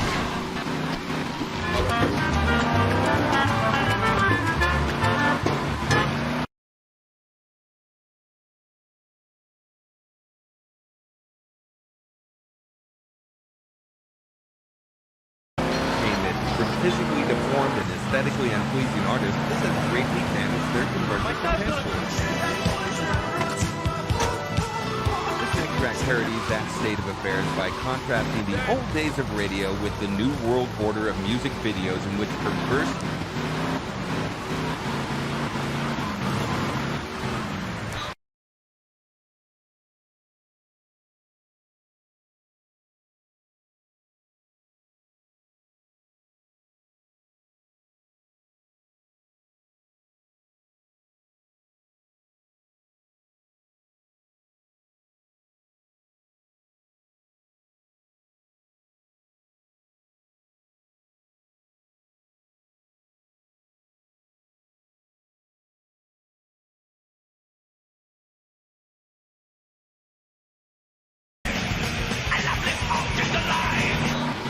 That must mean it's spectacular. Yes, but if you don't give money to VCPR, we could be thrown back to the Stone Age. Liberals will be set on fire in the streets. Give now. Let's return to Pressing Issues. Over to you, Maurice, in the studio. Useless, talentless asshole. You're correct. He is an asshole. I love those guys. Really professional and living proof that all of the best talent isn't on commercial networks. These people do it for love, because they have integrity, just like me. We're back with Pressing Issues. I'm Maurice Chavez, winner of 5 public radio awards in the Vice City area, including Best Voice. On this show, we take complex issues and boil them down to simple ones so you can understand. On this segment of the show, we are discussing morality. Since the beginning of time, man has asked questions. Why are we here? What time is it? And is there a place around here a guy can get a drink? Early man, as seen in the Quai of Blascaux in France, questioned the morality of making the mammoth extinct. I think we all know what happened there. Is it society's job to tell each other how to live? Recently, my city considered passing a public curfew that says nobody can be on the streets after 8:30 p.m. Of course, the bill didn't get passed, but it made people think. If you don't vote, you get morons in charge. Is that moral? I'm not sure. Let's press the issue. Children should be at home with their parents naked. A curfew makes sense. You know how much money I save not having to wear trendy clothes? Read a history book. At the creation of the universe, the Big Bang, everyone was naked, even you. Why do I have to stay behind this divider? Maurice, please! Because nobody is interested in seeing your business. Because we have standards of decency which you are offending. Look at me! I'm jumping up and down! Oh my goodness, get back behind the divider, please. I'm married. What's so wrong with me? Why do you hate me because I'm happy? Jan, give me a hug. I won't hurt you. And by the sound of things, your husband is doing the same right now with his secretary. No, we've worked through it. He was stressed. It's hard keeping a family together these days. Everyone, take your clothes off and feel what it's like to be free of bondage. Everyone out there in Vice City, take your clothes off. If this is the land of the free, let's start with our pants. Feel the wind from the air conditioning. Oh, a breeze is so liberating. Thanks very much. Now, if you could get back behind that divider, Barry, please. Otherwise, I'm going to have to ask you to leave. Thank you. Now sit down. On pressing issues, we think it is very important to respect one another. To treat each other like we would like to be treated. I want a hug. If you don't like the United States, son, why don't you move to Russia? I don't understand people in America today. They call this a Cold War, but it's hotter than hell. Mark my words, any day now you're sitting in school, passing notes and talking about the prom, when suddenly you look out the window and there are Russian paratroopers dropping in to take over. What can you do? Run into the woods with your friends? Call yourselves the Wolverines? Put twigs in your hand? Try to beat back the Ruskies? No, you hightail it past the Richard Salvation statue and blast off into space. But there is a limited amount of space. That's why I suggest anyone who wants the safety and security of your own bunker, give now. Call 866-9-SAVE-ME. We'll get you on the payment plan, and if you're paid in full on D-Day, you and your family will be safe. If not, you may have to choose to save yourself and leave the others behind. Hey, stop selling things on my show. You're not a valued sponsor who supports the art of public radio, buddy. I, for one, welcome our new Russian masters. We can learn so much from other cultures. Did you know in India, the women protest by setting themselves on fire? I tell you, next time the kids are screaming for ice cream and pop, I may just douse myself in kerosene. I use that as a threat to my kids all the time, so it's no wonder they're so screwed up. That's one of the tough things about being a mom, not ruining their lives with guilt. As a matter of fact, I don't let my kids watch cartoons or slasher flicks. Really? That Knife After Dark movie may be #1 in the box office, but my kids certainly ain't gonna see it. If you don't raise your kids right, they end up being like Nude Boy over there or working in radio. I want them to get proper jobs, like being a doctor, not a patient. That is offensive. My mother understood I was special. She made me wear a bonnet as a child, and when I demanded to go to school naked, she was fine with it. After social services moved me, she would still write to me. I still remember when she kissed me goodbye. But Barry, earlier you said you discovered naturism, taking your clothes off, whatever it is in Germany. I know, but I lie a lot. I've got a lot of personal issues. Look at me. Please, Maurice, I need a hug. There's another example of immorality in this city. Public showing of affection. People think we want to see them making out and carrying on. I understand your hormones rage like a wild animal and you want to ravage one another like there's no tomorrow, but you have to ignore what your body is telling you and work for a higher calling, like construction. We're building a statue and we need your help. Call me now. You know, pretty soon you won't be able to tell who's a human and who's an android. Why, the corporation is working on it right now. I know, I read about it. I tell my kids not to kiss other kids at school. It might be an android, suck your brains out. You must have seen the miniseries of that on television. I read it in a book. We've got to stop looking at the stars, all this science fiction, and focus on the family. Now, if you really want to dance like you're on the moon, go there and leave us in peace. And that's a fact. What's a fact? I'm sorry, Maurice, but I have to tell you, I moved to Florida to bring my kids up the American way in a theme park. And that's just the kind of person I am, opinionated and moronic. I see. Well, this panel is certainly interesting. The issue is morality. Recently, rock artists joined together to provide famine aid to Alaska with the song, Do They Know It's the 4th of July? Critics complain it's immoral to meddle in the affairs of other peoples and cultures. Pastor Richards... What? What do you make of meddling in other people's business like an over-opinionated sociopath?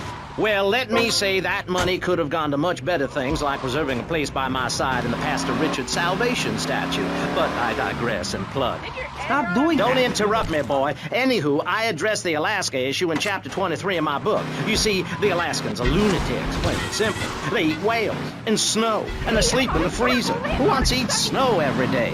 Oh, I tried to help. I sent a helicopter with copies of my book, but they burned them in a pile for heat. If the people of Alaska choose to live there, let them. But don't come crying when you're tired of eating penguin and it snows 18 feet a day. Yes, but don't you think it's important? I think it's very important to listen to me, young man. That's what makes the state of Florida great.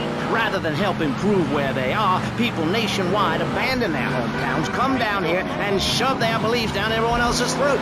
That's the American way, always has been. We should send some pictures of Florida to those people in Alaska. I tell you, they'd throw down that bear pelt, saddle up the sled dogs, and get pulled all the way to Vice City. And I should know, I'm from Mars. No, you're not. Mars, Alabama. I founded 3 colleges there. The problem with Alaska is that people don't get naked. If you can't work on your car, or play the cello, or use sharp knives in your birthday suit, then what's the point of living? Well, it is a bit cold there. People put on clothes when it's cold. We evolved without a warm covering of hair. That's a lie, sir. We come from the great meteor of truth. Clothes are a habit, like shaving and taking out the trash. As soon as you stop, you realize what a prisoner you were to society and the twisted state of morality. People think that nudists are immoral. Well, we're not.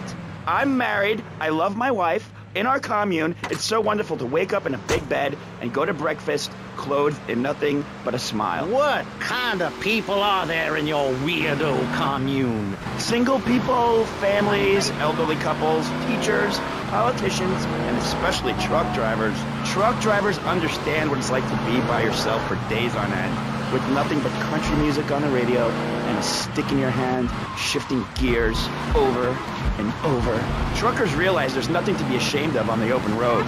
Get naked and beat it out down the line. You've never seen a sense of community and morality like a nudist colony. We share everything, the cooking, cleaning, wives, a shared sense of what it's like to be a complete social outcast. Wait right there, Barry. I'm getting something through the cats.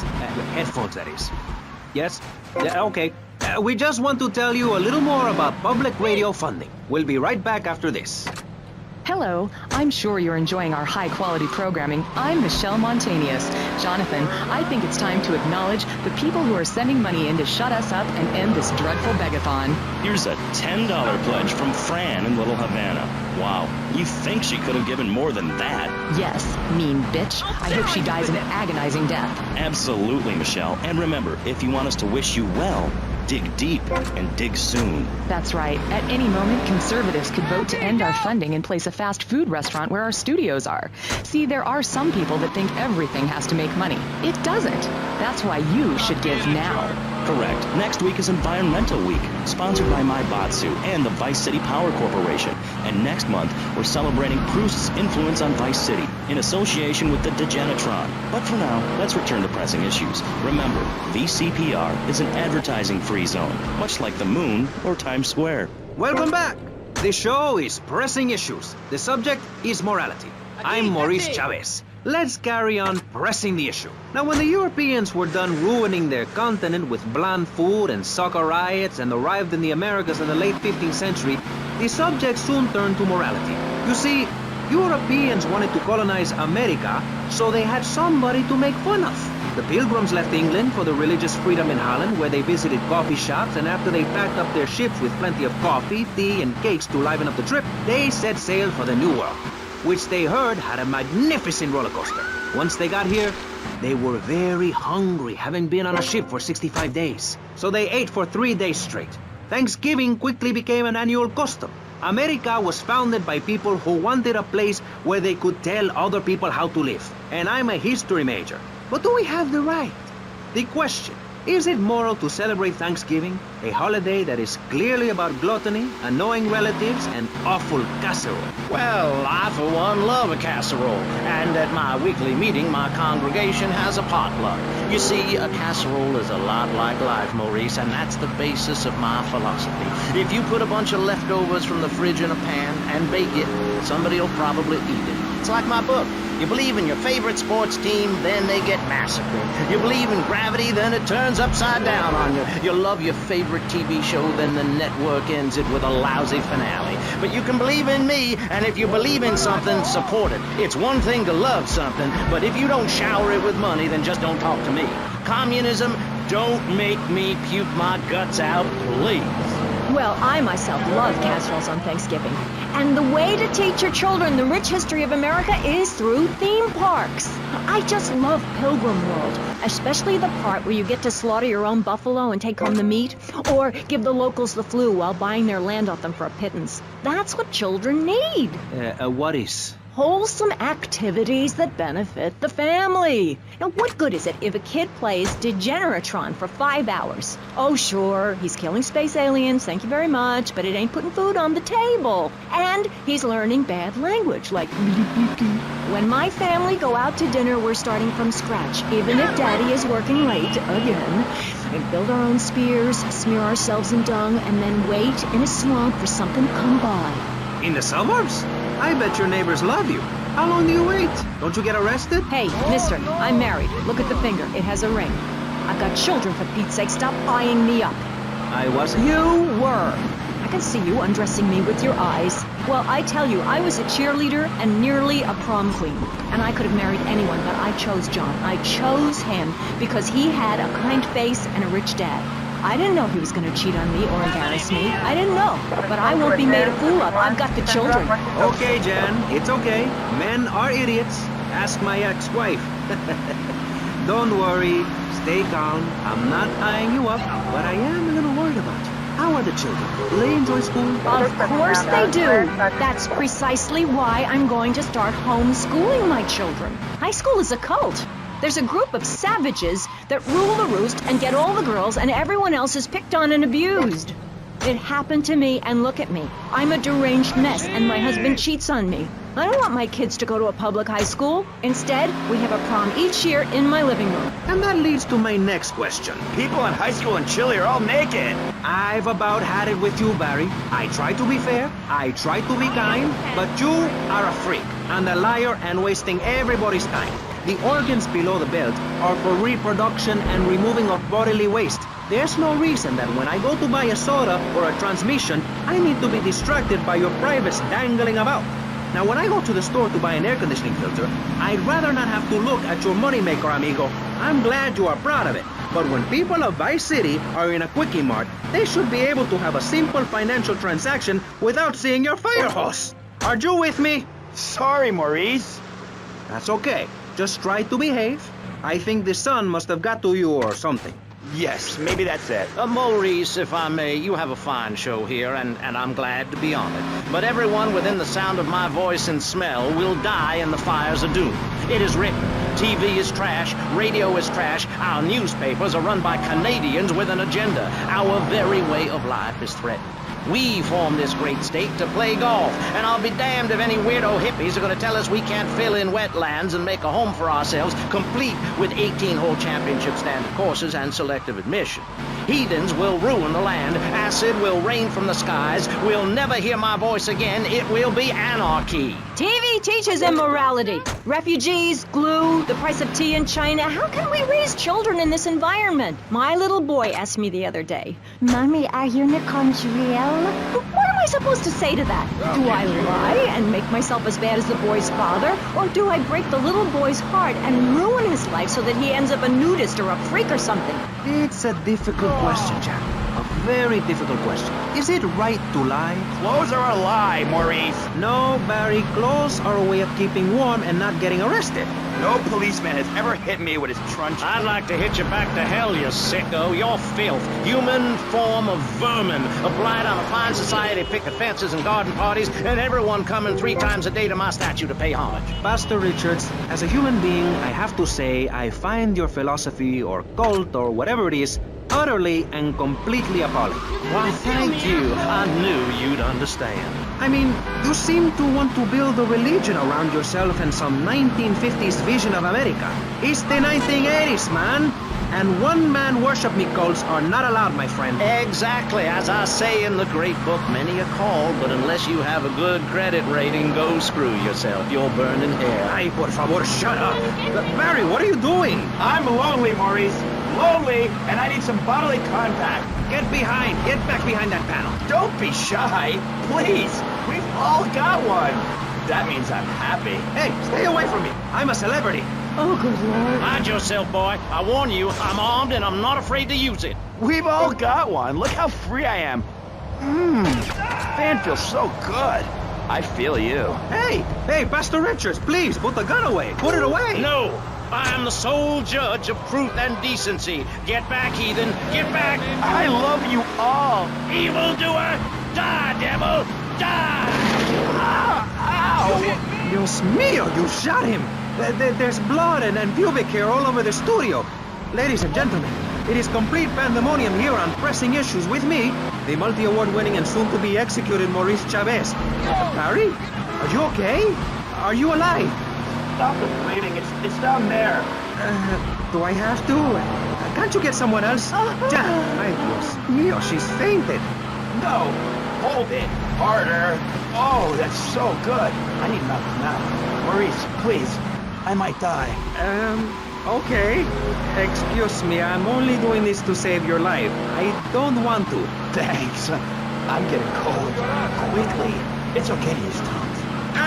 Get off of me! I'm happily divorced! Shall I send him to hell, Maurice? Yes! I mean, no! No, you psychotic lunatic! Put that gun away! Don't point it at me! Or your what, son? You think I'm scared of your conventional lily-livered morality? You think you can tell me what to do? You think it's wrong for me to have 5 concubines to spread my genes, or to use money from the statue for building my own palace in Hawaii? You think that's wrong, do you, son? Do you, huh?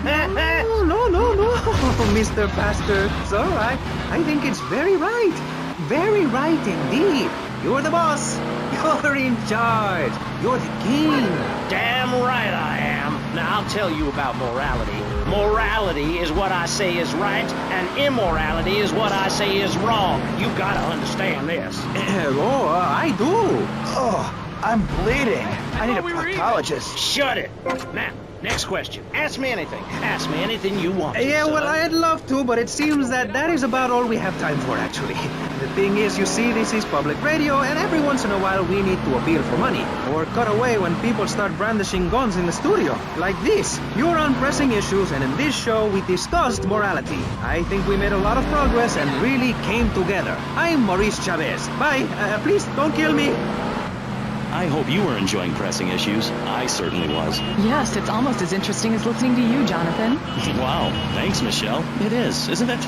Before we let you get back to the show, I thought you'd like to know VCPR has managed to raise $30 this hour, which should keep us on the air for another 15 minutes at least. Thankfully, due to the generosity of the people at DeLeo and Furax, the fascinating show Legal Review will still run. But now, back to the Pressing Issues. Actually, before we let you get back to the show, I'd like to say something. I know that public radio may not seem very important in an era of poverty and famine and immense personal greed, but I can assure you it is. And not just because I say so. Look at the facts. 15 of the last 37 American presidents and 47 vice presidents have appeared on VCPR in the last month. 33% of all Nobel Prize winners started out in public radio. Without public radio, we would never have discovered gravity, or the pizza, or the fact that a lot of people love to hear themselves rattle. Anyway, sermon over. I hope you folks at home understand how passionate we are about public radio, and it has nothing to do with the fact I got kicked off the networks. That was very moving, Jonathan. Back to Pressing Issues. Where is the creep? Put him on! Hello. As you may know, you're on VCPR, and this is Maurice Chavez.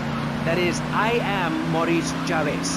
That's Chavez, not Chaves or Chavis. This isn't a game show. Sorry about the upbeat opening. This isn't a game show. It's a political and social debate on free radio, without adverts. And I'm still Maurice Chavez. Hi. Next up on Pressing Issues, we tackle one of the most important issues in our country today. The issue of perception. Not credit card fraud. That's deception. But we're talking about perception. How we perceive the world. These are optimistic times we're living in. A time of go-getters and doers. Our hero is the entrepreneur. The shaker and the maker. Positive thinking, we are told, is everything. Think it, and we can do it. Or can we? Let's press the issue. Now, personally, some days I wake up and I look out the window and I think it's great to be alive. Other days, like payday or my ex-wife's birthday, I want to hide under the pillows and cry. But that's me, a man of contradictions, as my therapist said. He was a junkie. But whatever. I'm Maurice Chavez. And on our panel right now, we've got three very contrasting views about the issue of positive thinking. On my right, I have Gothic artist, vampire hunter, and, his words, man of the night, Konstantinos Smith. Cow, all walking on two legs, you know? But she had the most beautiful eyes I ever saw. It was like opening a big, dirty, grabby shell and finding a beautiful pearl. Then this record came on. It was very appropriate. I thought too long, and Fernando's ratings go down. I finished my story luego. Like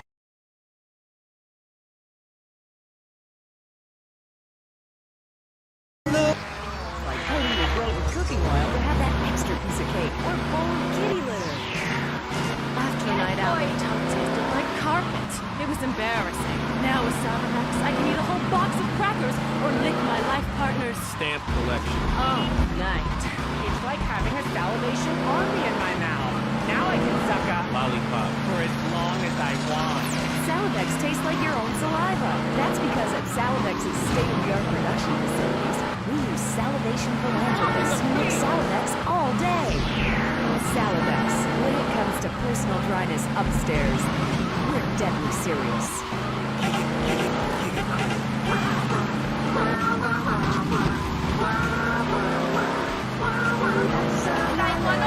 Stop my morning, you make my night. Beep.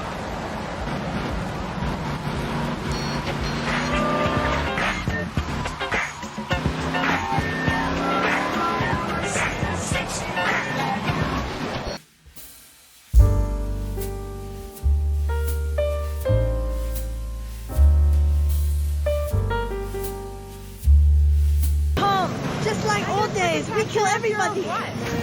Tim, they've got your wife, but I'm not married. You are now to America.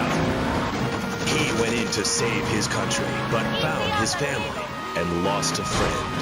Archie! Tim, don't leave me. You taught me baseball, Tim, and how to laugh. No! He would have been a fine American. I'll cry when I'm done killing. Get yourself a body bag, strap yourself in, start making friends the American way. Exploder. Evacuator Part 2. Rated PG. May include patriotic garbage. So, hello everyone and welcome back to K-Chat, Vice City's main place for things. I mean, well, it's a place in Vice City where things go on, like interviews or things, or other things like that. But at the moment, it's interviews, and I'm Amy Scheckenhausen, the best interviewer in Vice City, and exclusive to K-Chat. Remember, you only hear Amy on K-Chat. Our next guest is a man on a mission, and that's why he's got such a silly name. His mission is simple: zoo. His name is Mr. Zoo. G'day, Hi, Mr. Zoo. Hi, the name's Cat Flannery, but I love zoos, I really do. That's why they also call me Mr. Zoo. Okay, and which do you prefer? What, darling? Which name, Mr. Zoo or Pat Pointer Thingy? Oh, I don't mind, babe, whatever you fancy. Fine by me, as long as we talk about animals. I don't give a damn what you call me, as long as it ain't Sheila or something. You're silly, Mr. Zoo. Why would I call you Sheila? I don't know, love, you tell me. Oh, this is getting confusing. It says here your name is Mr. Zoo, and now you're saying your name is Pat Flanagan, and now you're saying it's Sheila? Yeah, doll, the name ain't Sheila. That's a Sheila's name. It's an Australian joke. Okay, all right. I don't speak Australian. I guess not, sweetheart. Okay, well, moving on. You're Mr. Zoo. That I am. Cool. And I hear you've made quite a name for yourself. Why is that? Because I love animals, Aim. Animals. And publicity and stuff, but I love animals. I love them. Me too. That's the thing, babe. We all love animals, but we don't know too much about them. That's what I'm here to tell you about. That and myself, of course. Of course. So, right. What about animals? Well, it's interesting, right? But not a lot of folks realise that we're 90% the same as a fly or a cockroach or a pigeon. That's the new science out there called genetics, I think, which is going to be real popular real soon. But what it tells us is all animals are pretty much the same from a genetical level. Oh, cool. Damn right it's cool, babe. You know what that means, don't you? No, I haven't got a clue. It means we've all got to start caring for one another like family. Okay, so let me get this straight. Like, my brother is a cockroach, and my dad is a pigeon, and my mom is a fly. Is that right? Well, sort of genetically speaking, but you're bang on, love. And you know what that also means? No. You could, legally speaking, marry any animal you wanted and have kids. Unless you're married already, babe. You ain't married, are you? No, I just split up from my boyfriend. He didn't like me being on the radio. Whatever. Said I sounded stupid. Well, that's my point, love. I mean, imagine if you'd been out dating a wolf or a cute little deer. He'd protect you and stuff, urinate to keep out intruders, but he wouldn't mind you being on the radio, wouldn't mind a bit. Why not? Wolves and deers have no concept of jealousy at someone else's success. That's the genetic variation between Homo erectus and spider monkeys. Jealousy and fur and stuff. Oh. Oh, indeed, sweet thighs. Oh, indeed. Would you like Mr. Zoo to tell you something else? Yeah. Everything you learned in school is a lie, babe. A lie. Take virology, for instance. You were told sharks are dangerous, right? Yes. Cobblers, babe. They're frightened of you. They ain't gonna hurt you. Have you ever tried cuddling a shark, getting down and dirty with one, relaxing it a little? Well, I have, and I'll tell you, it's very rewarding, eh, babe? Very rewarding.